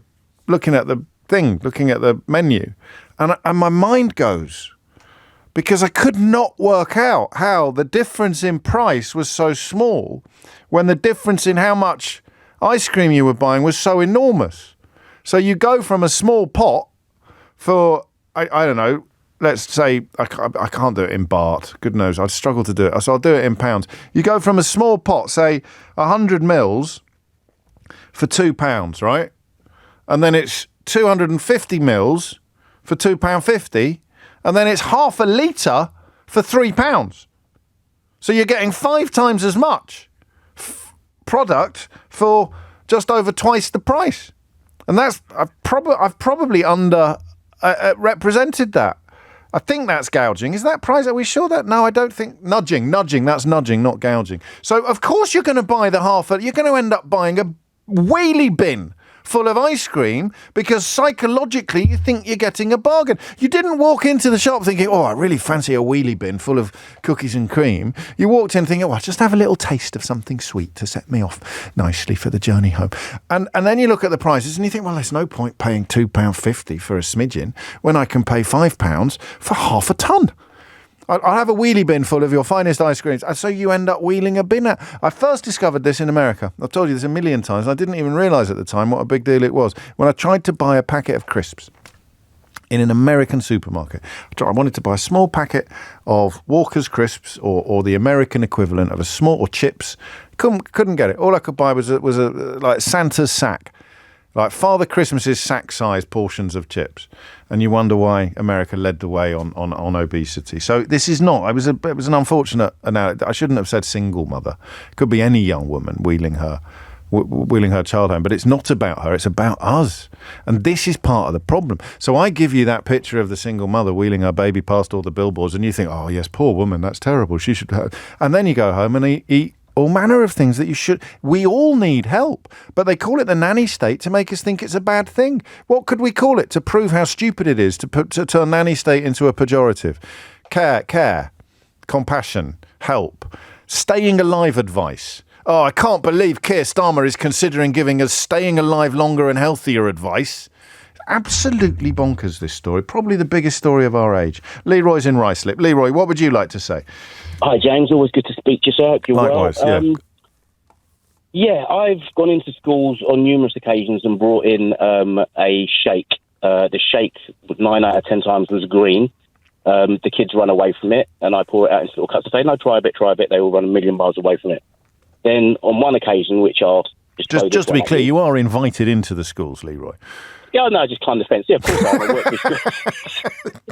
Why not? Yes, I work extensively in schools. And one day, one of the coolest kids in the school said, yeah, I'll try some, sir. Like a real cool kid. Everyone liked him. And he tried the shake and goes, yeah, that's decent. And then everybody wanted some. They all had it, drank it. They goes, yeah, that's really nice, actually. So what is it? And I said, well, there's blueberries in it. There's a little bit of, not cream, what do you call it? Greek yogurt in it. Water, some ice. Some strawberries and some spinach. And they're like, spinach, can't stand spinach. I said, no, hold on a minute. You liked it a minute ago. You love that. You love spinach. You just don't know. It's how it's presented. And then we get through to the kids that way. All of a sudden, the kids are sort of like, yeah, sir, you're bringing that shake in again. And the kids go home and they tell their parents what they want. We also educate kids about diabetes and start telling them that, you does that work? Because I'm 52. I still have days when I think I'm immortal. So does it, when you're young, does it work when they tell, you tell them they're going to be better at football perhaps or something like that, but can you frighten children with fear of illness? Or persuade? Persuade is a better word. Frighten. I was going to say, don't try and frighten them. I normally start by asking, has anybody here in their family got anyone with diabetes? Oh, great way, and there's always a percentage of them that say yes. I say, all right, well, how does that affect your nan, granddad, aunt, dad, whatever it is? Yeah. and then they say this, that, and the other, and then everyone's listening because it's with them. Then it's like it's a lived experience. And then I say, do you know you can lose fingers, hands, feet, legs over diabetes? How does that work? And then I explain that. What are you laughing at? I'm just imagining being a kid in your class having a nightmare when I go, what's wrong, darling? She was telling us I was going to lose my legs if I had an ice cream for pudding.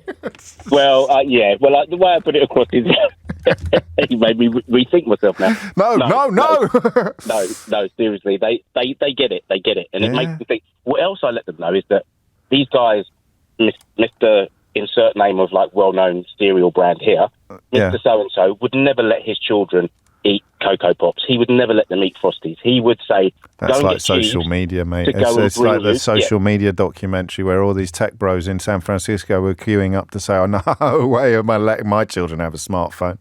Anyway, come and see my Lamborghini. Exactly that. And they like that because they really cling on to that because it's sort of like almost conspiracy theorist. I'm saying, this guy will feed you whatever it takes so that he can buy another island. That's what he doesn't care about your health.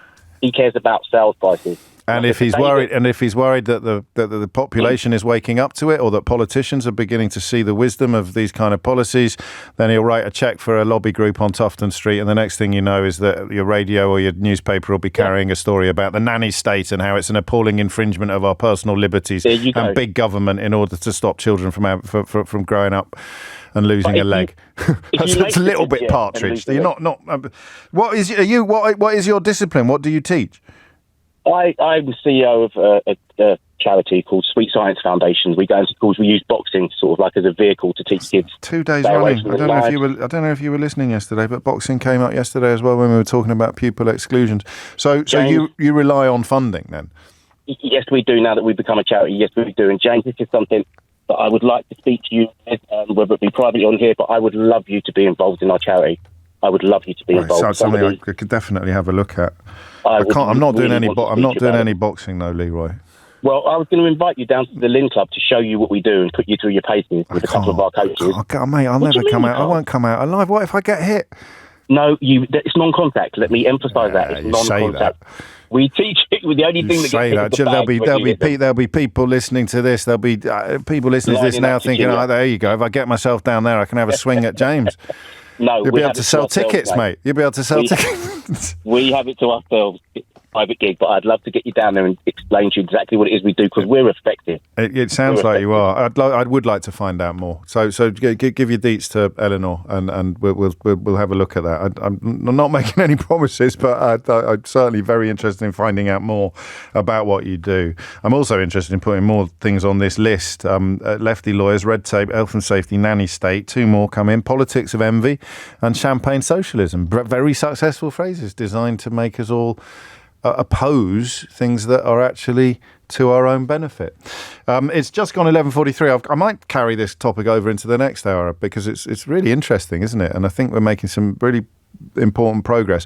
But coming up after the hiatus, we have the second part of my interview with Sir Tony Blair, which I think we'll just dive straight into. I don't think it'll need any introduction from me, but I might change my mind, so wait and see. James O'Brien on LBC. 11:47. Here is the second and final part of an interview I conducted yesterday with I don't need to say the former Prime Minister, do I? With Sir Tony Blair. How much of leadership do you think is art and how much is science? That is also a very good question. And I think it's more balanced between art and science than people think. Most people think leadership is an art, and I think it is partly by nature, but it's partly by nurture and by experience. When you sort of lay out your priorities as when you were the leader of the United Kingdom, but also your legacy, which you write a bit about the importance of, and regrets again about perhaps not nurturing your own legacy enough, being in lockstep with America has always been central to your worldview. And you're quite sanguine about the prospect of a second Donald Trump term in the White House. Would you want to be America's closest ally in the world with Donald Trump in the Oval Office? Well, you should never be America's closest ally if you think America's going in the wrong direction completely. Right. But, I work with the Trump administration, particularly on the Israel, UAE, Abraham Accords and the peace process there. And, look, in general terms, I think it's the job of the British Prime Minister to establish a very close relationship with the American president. Whoever it is. Yeah, because you don't get to choose that. And one thing I've learned over time is just don't get involved in American politics. It's complicated enough for Americans without someone from the outside blundering in. Well, you mentioned the Middle East, so I will ask you about the suspension of these arms licenses to Israel that David Lammy has announced this week, and in fact since you wrote the book. Yeah, and I've said when people have asked me about this, I'm not going to get into second-guessing the government on these things. They've got to take the decisions that they think. The thing that I'm focused on and active on is how we bring the conflict to an end and revive the prospects for, I think, the only solution that really brings a final end to the conflict, which is a self-determination for the Palestinians and security for Israel. Does it feel further away now than it did when you were in Downing Street? Well, I think you'd have to say yes to that at the moment. But it could easily be revived. I mean, I always say the difference between the Northern Ireland peace process and the Israeli-Palestinian one is that in Northern Ireland we were able to achieve peace, but without an agreement as to what the final outcome. You know, there's still a difference of opinion. You know, the Unionists want Northern Ireland. In the UK, the Nationalists want it united with the south of Ireland.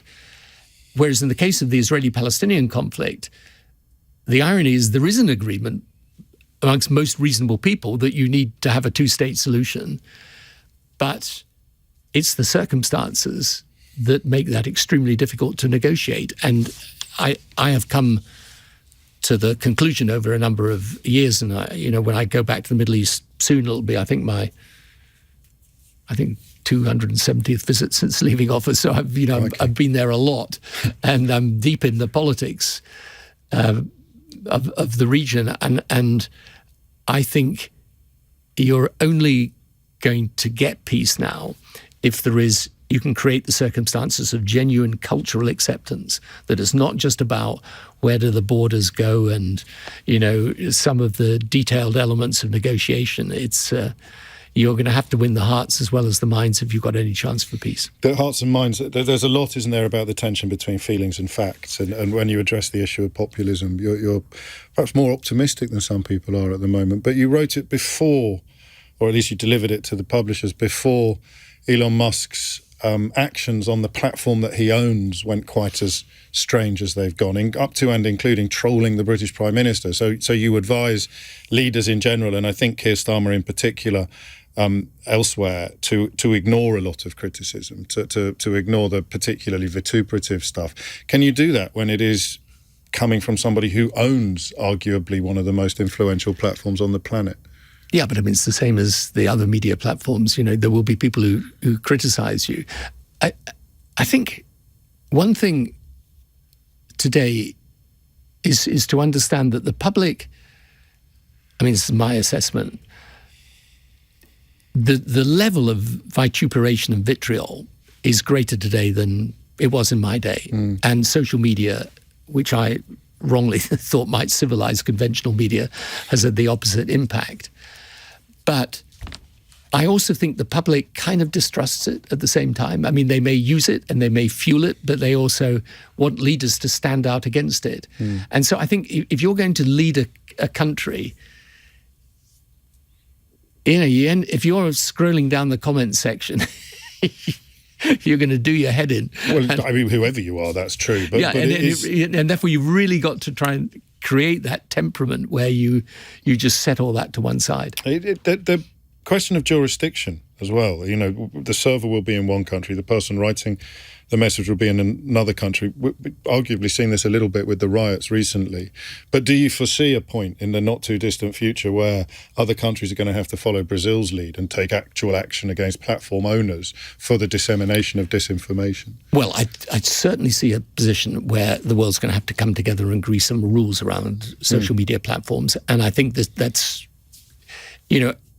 quite what the answer is and what the right system of regulation is, I'm not sure, but I'm sure there should be, and there's got to be, because it's not just how people can provoke hostility and hatred, but I think, and I don't know what the answer to this is. I'm just saying that we can't carry on as we are. But we can't carry on as we are, and I think the impact on young people particularly when they got access to mobile phones very young, and they're reading a whole lot of stuff and receiving a whole lot of stuff that I think is really messing with their minds in a big way. And as I say, I'm not sure what the answer to it is, but I'm sure we need to find one.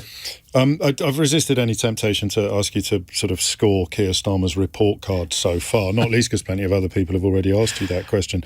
But I think it's fair to say you were relatively sceptical about his capability of winning elections when he first came into the role, partly because the scenario post-2019 was so stark. What do you think he got right? What could you almost include in a book about leadership with regard to what Keir Starmer has already done as opposed to what you would like to see him do in the future? Well, the thing that I thought was going to be really, really difficult, and I actually doubted anyone could do it, was to take the Labour Party by the scruff of the neck and turn it round. And he did that. And I think one lesson of leadership is you've got to show you're in charge of your own, your own party. And because when you're in opposition, particularly, you're just saying things. You can't, you're not doing anything. You're just saying things.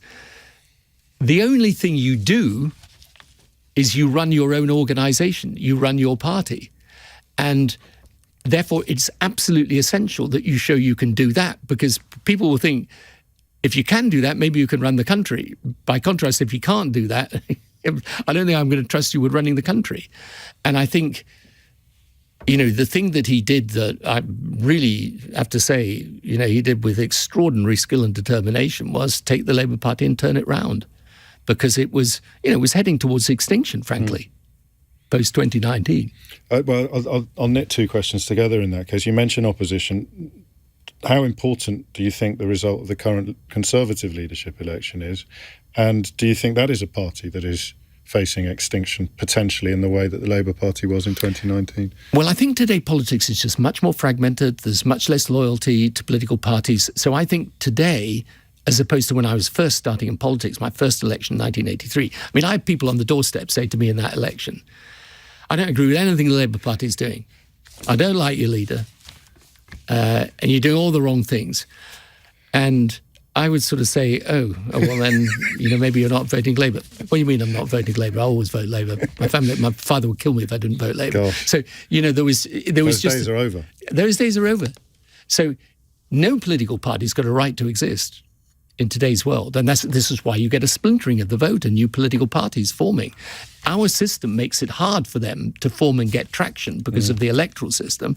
But anywhere else, you look at any country in Europe today, with an electoral system that allows new contenders to emerge, they're all there, splintering all over the place. So that's the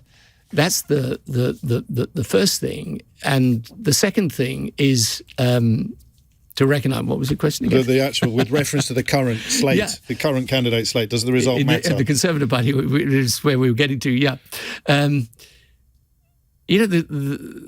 the Tories have got to decide whether they're going to make themselves competitive or not. Now, I happen to think that having a competitive opposition is an important part of a democracy, because, especially with the Conservative Party, because over a long period of time, I hope this changes, by the way, but, if you look at the 120 years of the Labour Party's existence, roughly 120 years, for most of that time we've been in opposition. Before my government, we'd never won two full terms as a political party before, the Labour Party. Not 2 full terms, never mind 3.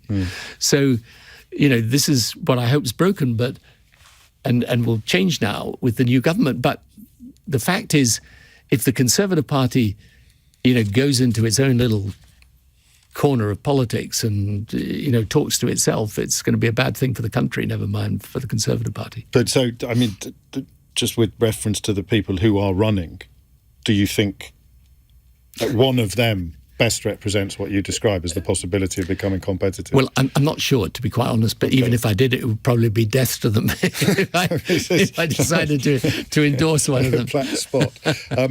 Final question, and it's born slightly from something you said earlier about not realising until after you've left office how some of these tides ebb and flow.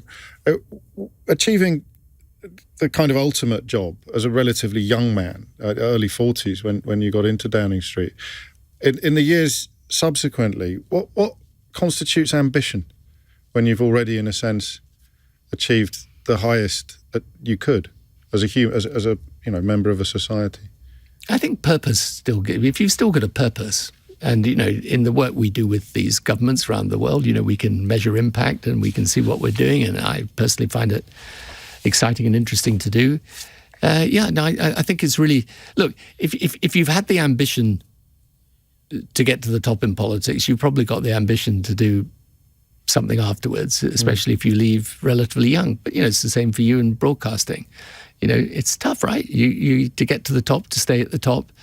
But even if they threw you out of LBC tomorrow, you wouldn't just disappear, would you? You'd be wanting to go off and do something else. I mean, I think I say this to young people when I talk to them about politics. The best thing is to wake up with a sense of purpose and go to bed counting your blessings, because your blessings are many more than you ever think. And if you're getting up in the morning without a sense of purpose, that's not a great life.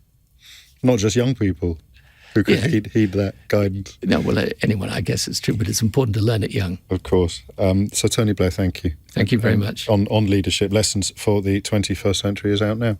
James O'Brien on LBC. 3 minutes after 12 is the time. You're listening to James O'Brien on LBC. It's quite a lot to get through, actually. I don't know if you're across this story about this Department of Justice in America and identifying an awful lot of Russian money apparently making its way into the pockets of some quite prominent YouTubers and similar in the States, making its way from the Kremlin, effectively, or certainly from Russia. And I jumped into my mind, actually, just towards the end of that interview where Tony Blair talked about his hope or his faith, his belief that people tend not to trust social media in the way that they do traditional media. I'm not sure he was right about that. I don't know, because certainly when I look at the people who have come to believe some of the maddest stuff out there, it almost always started on social media. And if you take the maddest stuff as the end point, and there's going to be a million steps towards it where people are also believing things that aren't true, or indeed that are essentially Kremlin propaganda or similar. I don't know what the British equivalents would be. But we're going to chat to a journalist from the Washington Post before the end of the programme about this breaking story, and some of the names involved will be names that if you've got a family member or a friend who's gone down a bit of a weird rabbit hole recently and started making all sorts of outlandish claims about Ukraine in particular, Russia in general, or other elements of international and domestic politics that appear to be at odds with observable reality, you may find it quite interesting to learn a little bit about that particular ecosystem. And I've also got the other Tony B. I still think that's hilarious and nobody else does. It's tragic. I've still got the other Tony B to play you as well. I had the great pleasure of sitting down for an hour with Tony Blackburn earlier this week. So two Tony Bs, one colossus of British politics and one colossus of British broadcasting. And Tony B, as in Blackburn, is celebrating 60 years in the business. I sometimes feel I've been doing it for too long. 60 years in the business, and as you could imagine, there's an awful lot to get through, and we do our best. So I will play you a little taster of that shortly. 6 minutes after 12 is the time. Let's carry on with this for a little bit. I think it's really, really interesting. Oh, you're right, actually. My apologies to Terry. Says, I think I've missed the Jacob Rees-Mogg story that you told me about. His fund management business has been put into liquidation, but don't worry, because he'll probably share in a £4.4 million payout. So he lost his seat, of course, in the election, but the shareholders in Somerset Capital Management are expected to claw back some money from the failed group after it appointed liquidators last month. So there it is, the fund management company in which Sir Jacob Rees-Mogg remained a shareholder after founding it has gone into liquidation. 7 minutes after, so we might have a whip round later. 7 minutes after 12. So I tell you what interests me now, and I wasn't necessarily expecting the conversation to go in this direction. How does it work? How does the nanny state stuff work? So if I read you the list of things that are used, the tactics that are used to make us think that things that are good for us are bad for us, right? It's pretty easy to work out how most of them work. So lefty lawyers, that's the idea that brown people or people born in other countries are enjoying legal protection under British law when you don't think they should get it. But what of course it never adds is, well, if you attack lawyers, you attack the rule of law. If you attack the rule of law, you lose. But you just go for lefty lawyers. Lefty law, incredibly dangerous language. In fact, I think Priti Patel was warned to stop using it after an attack upon a solicitor's office. But of course, she carried on. Red tape, that's quite easy to do because you think, oh, they're just making me jump through. I always remember when we first started dipping our toe into Brexit conversations and people would complain about red tape. And this is like my origin story. And I would ask them to describe some to me and they generally couldn't. So somehow the idea took hold that being a member of the European Union made it harder for British businesses to do business with Europe. Well, you think back now, how mad is that? The current government's still hoping to postpone the next round of red tape that will come in on fruit and vegetable imports. I want to now postpone it until July of next year. Anyone importing stuff from the European Union will tell you their life has become immeasurably harder. But the idea of red tape being a bad thing and something that Brussels imposes, you can see how that works. And then, of course, when a caller said to me red tape, they said, well, my brother-in-law has a burglar alarm business and he has to fill in 43 pieces of information just to bring in a battery from Belgium. And I'd think that's not true. But I didn't have any way of proving it. So you can see how red tape works. I guess health and safety works in the same way. Oh, I can't believe they're making me wear a crash helmet on a building site. Why can't it be like in poorer countries where you see people running up and down scaffolding on roller skates? So the idea that there are people who are trying to make your life more complicated. Now, if you're a normal worker, compulsory, they're not called crash helmets, just helmets. Compulsory helmets and high-vis jackets are a really good idea. Shall I explain why? So the helmet means that if a brick lands on your head, a hard hat lands on your head, it's going to do less damage than it would if you weren't wearing a hard hat. And the high-vis jacket means you're less likely to get run over by a bulldozer. But turn back, seriously, just rewind 5-10 years, the British media was full of people having conniptions about hard hats, well, maybe not hard hats, but certainly high-vis vests, because health and safety is a bad thing. Now, if you're an ordinary worker, it's a good thing. But if you're the kind of person that would put cladding on the side of a building that was unfit for purpose simply to save a few quid, you probably hate the idea of having to fork out on hard hats and high-vis jackets. So why does the British media help them instead of helping you? So lefty lawyers, easy. Red tape, easy. Health and safety, easy. Politics of envy, easy. What you do with politics of envy is you marry it to champagne socialism. And it means that anybody who complains about the status quo and says, for example, do you know what? It's a bit rich of a bloke with 625 million quid in the bank to claim that train drivers are too rich, are too wealthy, are getting paid too much. Isn't it? No. That's champagne socialism. And the politics of envy, because why are you mentioning how much Rishi Sunak is what? So you fantastic. You use the two to ensure that nobody can criticise the current economic situation. If you've got a few quid and you say this is a bit unfair, champagne socialism. I'm going to put Paul in Idiot's Corner, but I've lost his message. He felt that me mentioning the snack I buy in Marks and Spencer's was proof of me being a champagne socialist. Mate, you can buy it wherever you want. The point is, it's better for you than crisps. I happen to go to Marks and Spencer's when I'm hopping on the train home because it's the only shop on the station concourse. But that's the thing, isn't it? You think, oh, that's champagne. You can't trust a word he says. He eats a chili crunch mix from Marks and Spencer's. Okay, so that works. And then if you haven't got a pot to pee in, if you're a bit short of cash or you're a bit on the wrong end of inequality in this country and you complain about it, that's the politics of envy. So you can see how all of that works. Why does nanny state work so well? Why does nanny state work so well? Is it because it infantilizes us? It makes us think we're being treated like children by mysterious civil servants or faceless bureaucrats or politicians. Here is some stuff that's really, really, really bad for you. Most of us will not know that it's really, really bad for us. Why not, for example, stick warnings on it? this is part of the suggestion, I think, from the British Heart Foundation, cigarette-style warnings on food, so that you know this food, if you eat is more likely to increase your chances of getting diabetes. It's more likely to make you obese. Stick it on junk food. Put cigarette-style warnings on everyday foodstuffs. Put higher taxes on really salty products and stop junk food companies from sponsoring sport. All of this coming from the British Heart Foundation. Bloody woke do-gooders, the British Heart Foundation. So why does it work? Why does the rhetoric of nanny state work? What is it that it appeals to in us when various ghouls and idiots queue up to tell us that the government is our enemy when it is actually trying to make us live longer and healthier lives? What does it appeal to? 0345 6060 973 is the number you need. Special mention to Alan, who says anyone who claims about the status quo doesn't like real rock and roll. Thank you, Alan.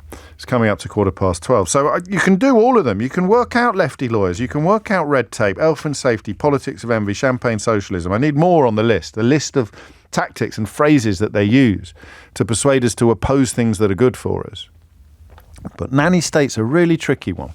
So we'll carry on with the conversation about when you realised that we need, because I'll tell you what I'm struggling with. Who could be opposed to this?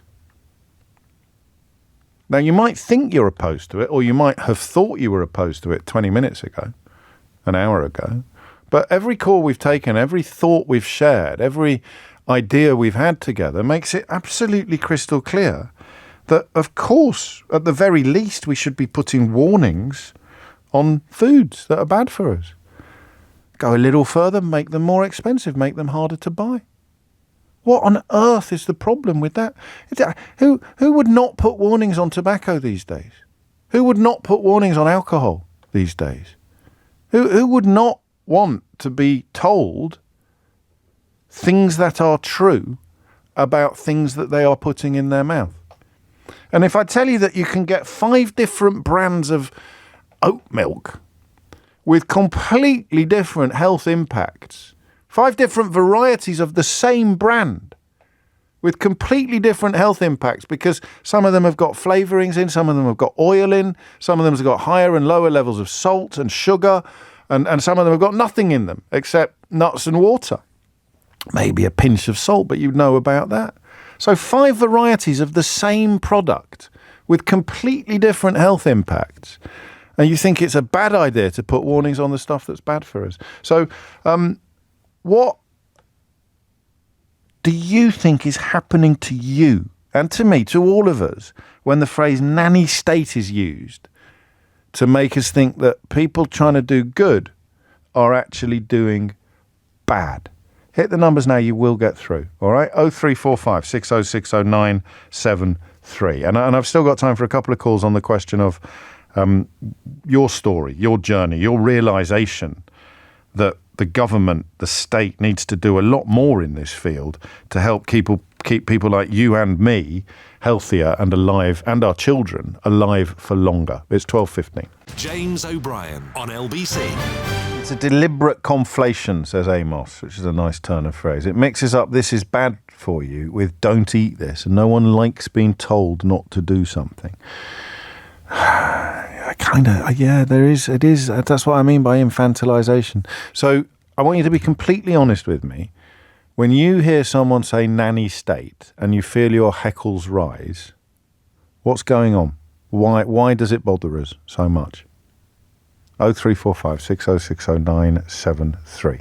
Will's in Bracknell. Will, what would you like to say? Hello, James. Hello, Will. Massive fan of the show. Taken me a while to get through. Good man. Thank you. Just wanted to talk to you about type 2 diabetes. So you said a moment ago you're 52. So I turned 50 last month.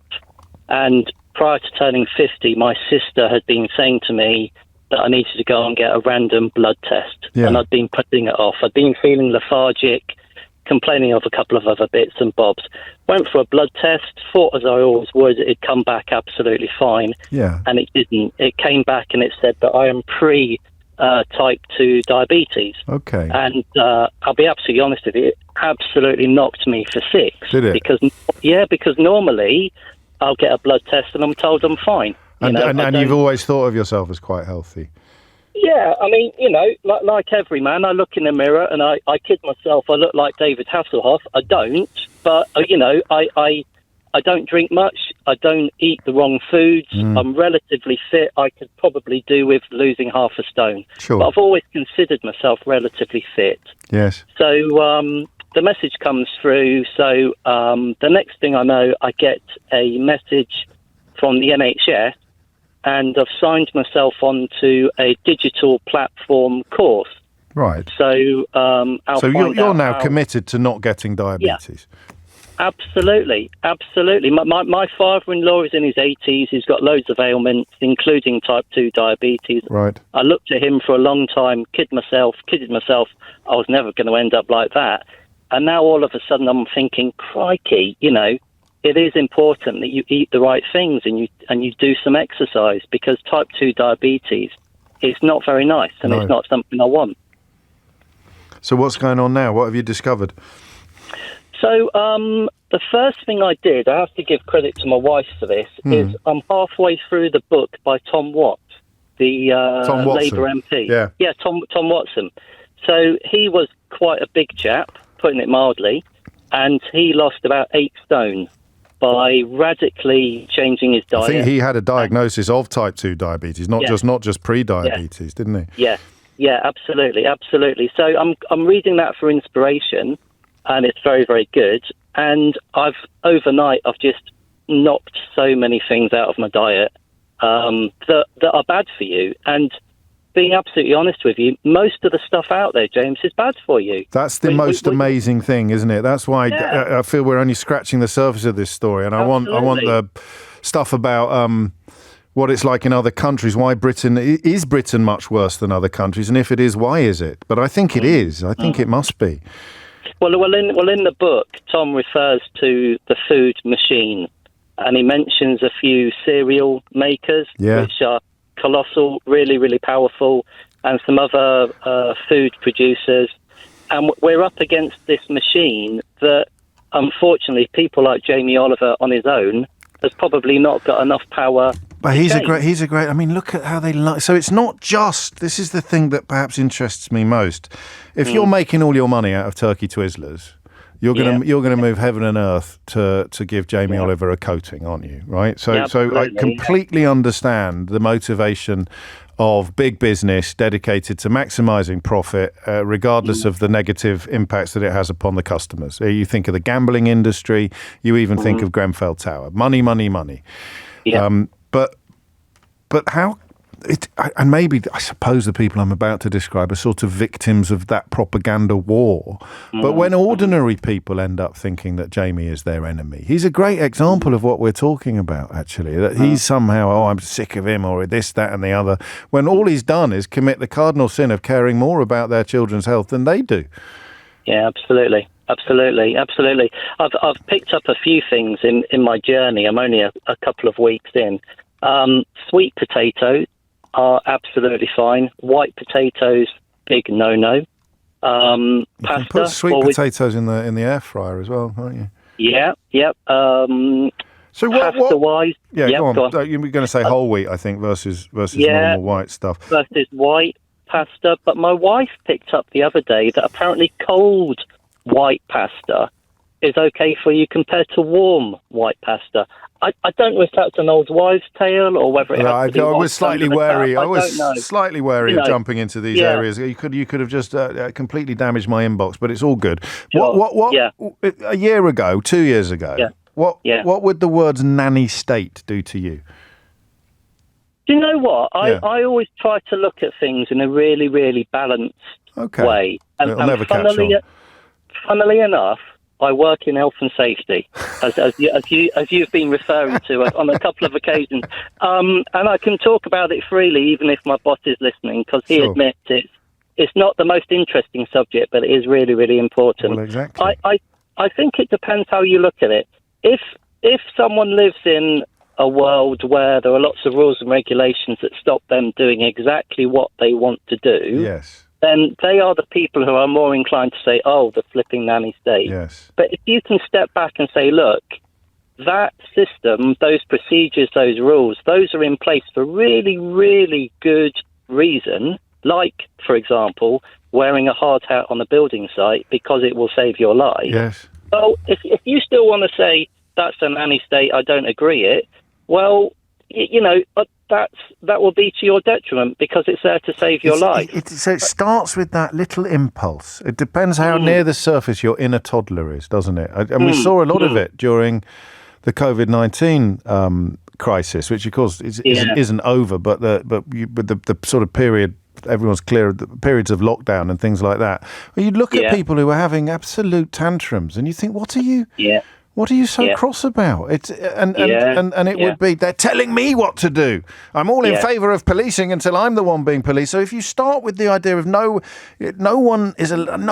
hate being told what to do, and we've probably all got a bit of that in us. It's just a question of whether you recognise it and then acknowledge it's a bad thing, or whether you spend your whole life watering it and fertilising it and letting it define your entire personality to the point where you're somehow on social media arguing that vaccines are bad. Yeah. I mean, I always try to look at things from the position of the collective good.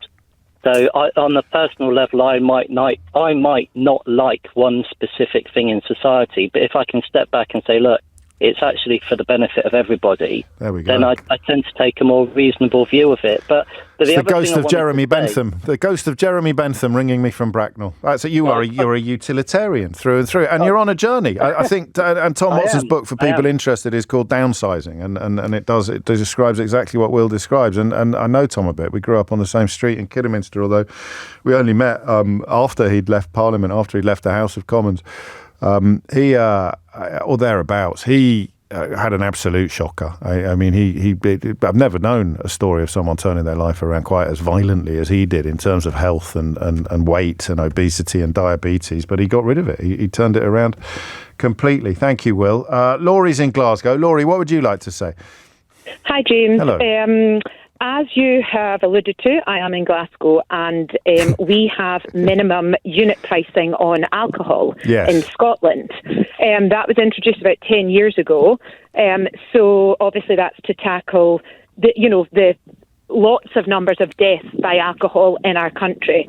It has been very successful, and I would support the government in putting in similar measures for sugar tax, or something similar. So, for example, get rid of buy one, get one free on chocolate bars, things like that, basically, for the benefit of the country as a whole. And where does the resistance come from? Because we're in danger of all agreeing with each other that this is a story of the bleeding obvious. Why would you not want to know exactly what you were putting in your mouth? Well, this is the thing. I have 2 young children. I am really, really opposed to feeding your children beige frozen food. It's not healthy. The amount of ingredients I know previous callers and yourself had spoke about ultra processed foods. Yes. It's absolutely horrendous. I don't know. You also said earlier about other countries. Yes. So I've got a friend that moved from India and a friend that moved from Sri Lanka. We met because our kids all went to school together. Now, they were horrified at the school lunches on offer. Yeah. So it's free school lunches in Scotland. So most people send their kids, for the free school lunch. We met up maybe about 2 or 3 weeks after the kids starting in primary 1, and they were shocked. They said in India and in Sri Lanka, your children eat smaller portions of what you eat. And everything is cooked from scratch, so chicken curry, rice. Yeah. They were sending their kids, and the kids were coming home going, what is this? And it's like, it's pizza, I think there's 2 areas where we have absolutely no idea how poorly we're being served. And the first would be school dinners, as you point out, and you don't have to go to the subcontinent to make meaningful contrasts. You just have to hop across the channel. Absolutely. And the other is service stations, or not service stations, but petrol stations. You know, how often are you in the car and the kids say, you stop for petrol, and the kids say, can I have a snack? Can I get something to eat? Now, you go in there to that petrol station and try and find something healthy. I'm pretty confident you can't even find an item of fresh fruit in quite a lot of them. So you've got to choose from. And in France, that would be unthinkable. Yes. So what is it about Britain then? Why have we gone down this road so far? I don't know. I don't know if it's laziness. You know, I don't know if people think it's easier just to take, something out of the freezer and stick it in the oven or the air fryer. But for example, I know your last caller had spoke about pastas and stuff. It's white pasta my children eat, not whole wheat. But for example, it takes 10 minutes to boil pasta. At the same time, quickly put garlic and a tin of tomatoes, salt and pepper, and there is pasta with tomato sauce and grate some cheese on top. And nothing processed involved in that. Whereas if you buy that as a ready-made meal or a ready-made lasagna, you introduce all sorts of things. And that's what it is that I think it's the normalisation that we struggle with. Because what they're telling you, the people on the side of the angels, they're telling you that you've been doing it wrong all your life and that your mum and dad, depending on how old you are, did it wrong as well. And nobody likes to be made to feel, or is it guilty or shame? I think that guilt and shame are probably the biggest drivers of bad human behaviour, but also the most sympathetic. Talking about the people who've got their inner toddler far too near the surface, like crying out for a bit of decent therapy. Let's try and work out why you bridle so much at simply being told what to do, even when it's good for you, but are essentially, when it comes to other people, you're quite authoritarian. Let's try and work out what's gone on in your life that has made you like that, and then you can stop being an idiot every time the question of helping people live healthier, longer lives comes up, and you can stop using stupid phrases like nanny state or health and safety. I don't know. Under my glorious rule, we'll give everyone therapy for 6 months and then see how we're getting on. Laurie, thank you. Amelia Cox is here now with your headlines. James O'Brien on LBC. Why are we so bad at it? I don't know that we've ever got to the bottom of that. It's not the first time I've asked the question. What is it about Britain that sees our relationship with food so compromised, so dysfunctional, but also a country where the phrase nanny state has become a very effective pejorative? I'm going to go to Simon and Phil shortly, but first I want to sort of launch a new game. I'm going to do an unhinged headline today, but we put Smear Keir to bed yesterday, I think, given that he's now in power. The desperate attempts to stop him getting into power from the right-wing media no longer really apply. And criticising the Prime Minister is valid. That's fair game, unless it becomes completely unhinged. But that's tricky to do because you can only really accuse people in power of doing things that they're actually doing. The great thing about being in opposition, if you're unhinged, is that you can accuse them of having plans to do all sorts of things. And it's still going on a bit, but I don't think it's going on enough to keep the feature alive. So what I want to do, and I've got a bit of a problem with mocking a vulnerable elderly man. And I know that's a bit silly, given that the vulnerable elderly man we're talking about is Donald Trump, whose callousness and absence of compassion or care is nuclear powered. But as Michelle Obama said, when they go low, we go high. So I don't necessarily want to treat Donald Trump's obvious mental fragility and obvious mental decline any less sympathetically than we treated Joe Biden's. But I am baffled by how it is not anywhere near as big an issue in America as Joe Biden's was. So examples of Donald Trump going to places arguably much more worrying than any of the places that Joe Biden went to need to be a regular feature on the programme. But what are we going to call it? What are we going to call the feature whereby we share with each other moments like this? If you win in November, can you commit to prioritizing legislation to make childcare affordable? And if so, what specific piece of legislation will you advance? Well, I would do that, and we're sitting down. I was somebody, we had Senator Marco Rubio, and my daughter Ivanka was so impactful on that issue. It's a very important issue, but I think when you talk about the kind of numbers that I'm talking about, that because look, childcare is childcare. There's something, you have to have it. In this country, you have to have it. But when you talk about those numbers compared to the kind of numbers that I'm talking about by taxing foreign nations at levels that they're not used to, but they'll get used to it very quickly. And it's not going to stop them from doing business with us, but they'll have a very substantial tax when they send product into our country. Those numbers are so much bigger than any numbers that we're talking about, including childcare, that it's going to take care. We're going to have, I look forward to having no deficits within a fairly short period of time, coupled with the reductions that I told you about on waste and fraud and all of the other things that are going on in our country. Because I have to stay with childcare. I want to stay with childcare, but those numbers are small relative to the kind of economic numbers that I'm talking about, including growth, but growth also headed up by what the plan is that I just told you about. We're going to be taking in trillions of dollars, and as much as child care is talked about as being expensive, it's relatively speaking not very expensive compared to the kind of numbers we'll be taking in. We're going to make this into an incredible country that can afford to take care of its people, and then we'll worry about the rest of the world. Let's help other people. But we're going to take care of our country first. This is about America first. It's about make America great again. We have to do it because right now we're a failing nation. So we'll take care of it. Thank you.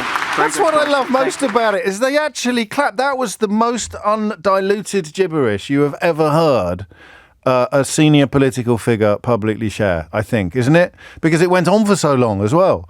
And then towards the end, he said, that's the plan I've just described. Where he said, I mean, it was I genuinely, breathtakingly bonkers, right?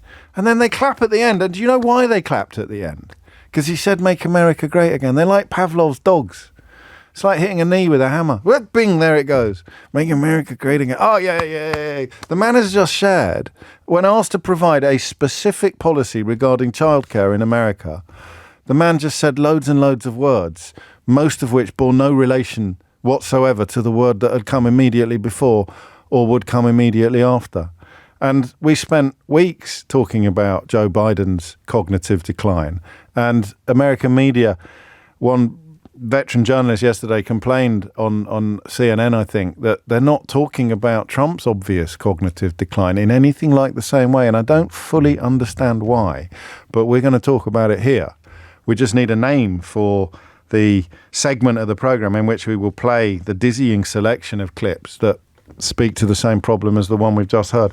Quite a lot of you have gone for Trump dump, but I don't like that. I'd like something a bit clever. Trump the flump, suggests Simon. Again, it doesn't have to rhyme. None of them rhyme. Unhinged headline doesn't rhyme. Oh, smear Keir rhymed, didn't it?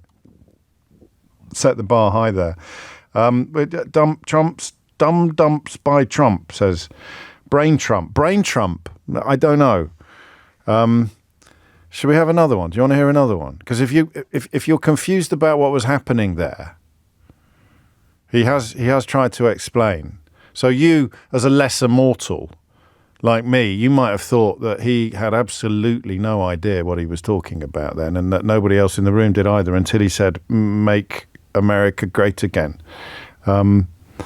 So Idiot's Corner sometimes doesn't seem adequate either. So Peter's just texted to say, he sounds just like our Prime Minister, full of lies.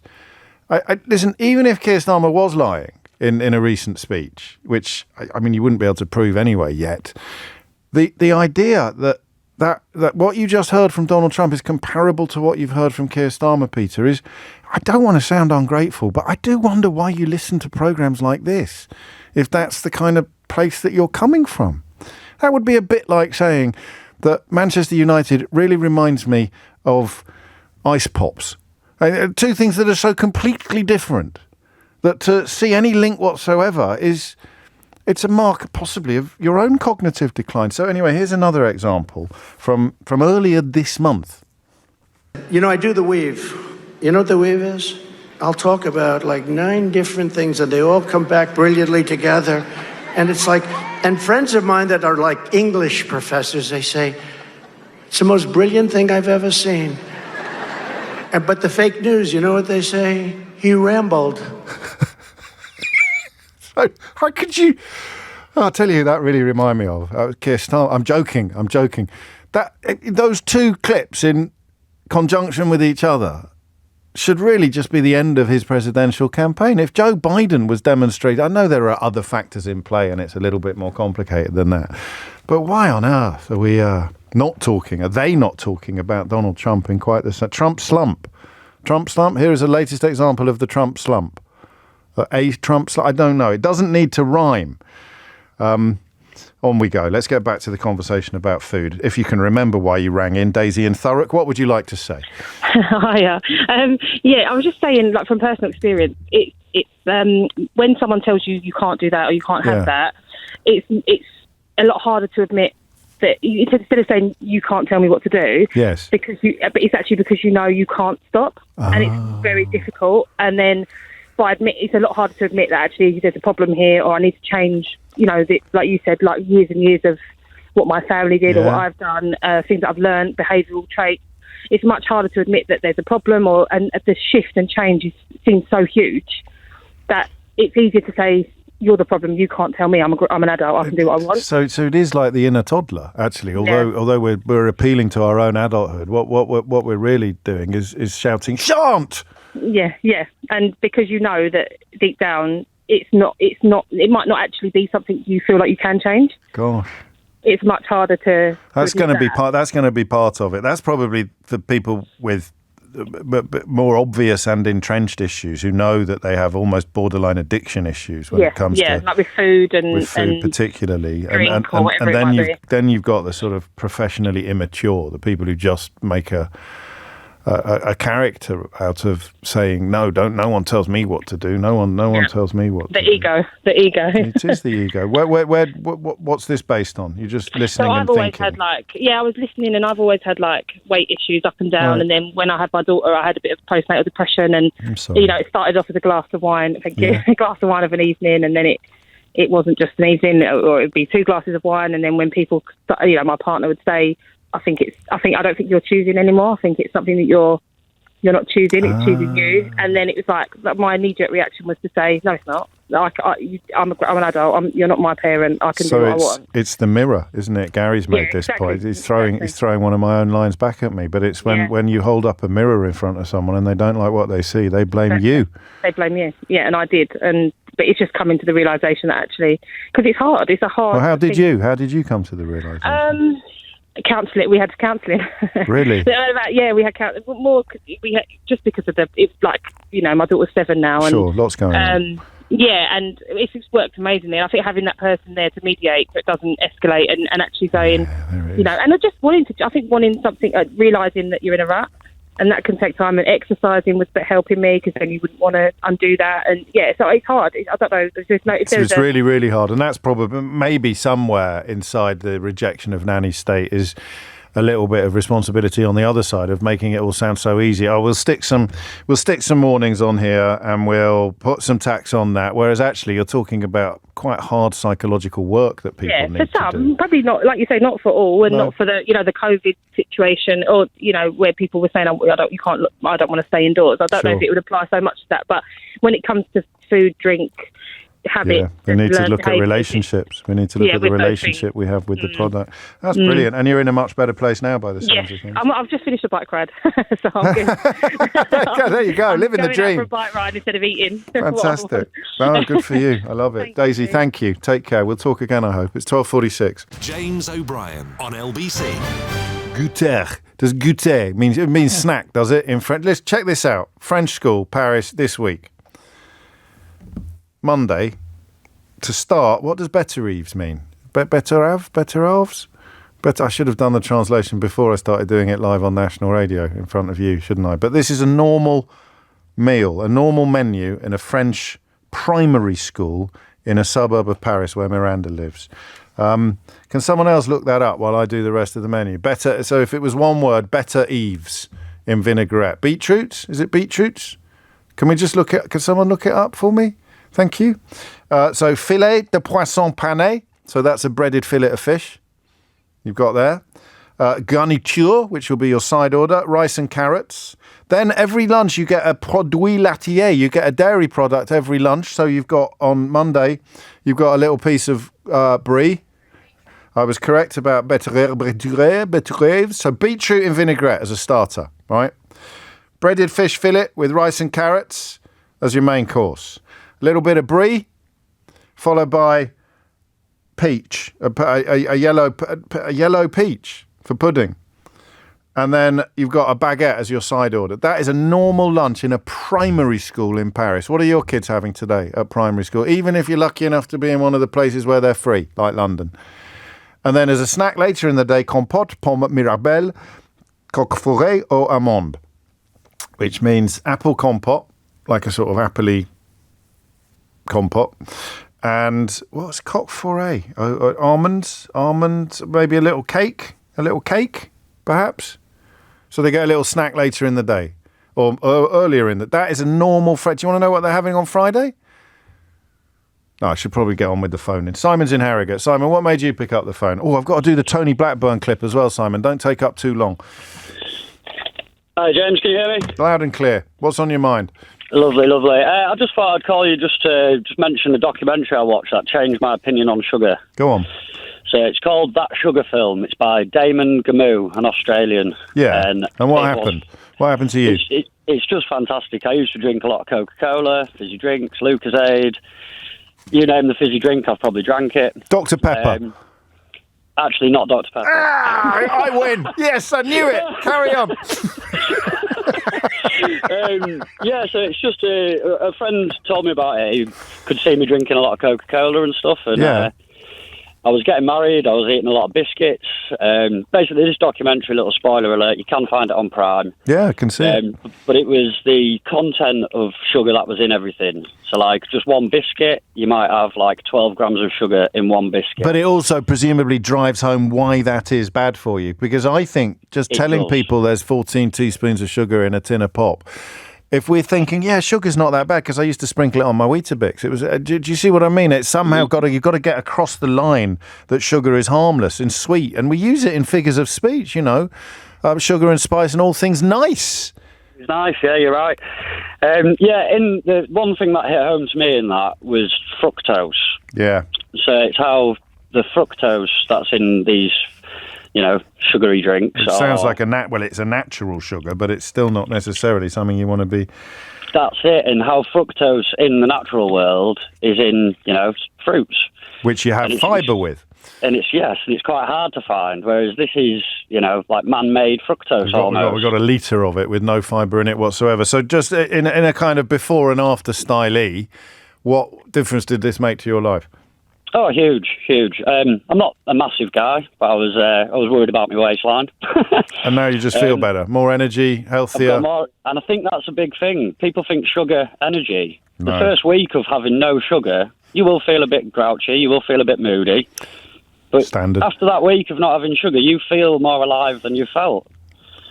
And I believe you. It's a big change. Go on. Sorry, one thing I'd like to say is that there's a big thing where a lot of people think smoothies are good. Mm. And like they're healthy, and I'm sure they're probably healthier than a Coca-Cola. However, when you mash up all of this and blend up all of these fruits, the sugar content changes and you end up with a different type of sugar.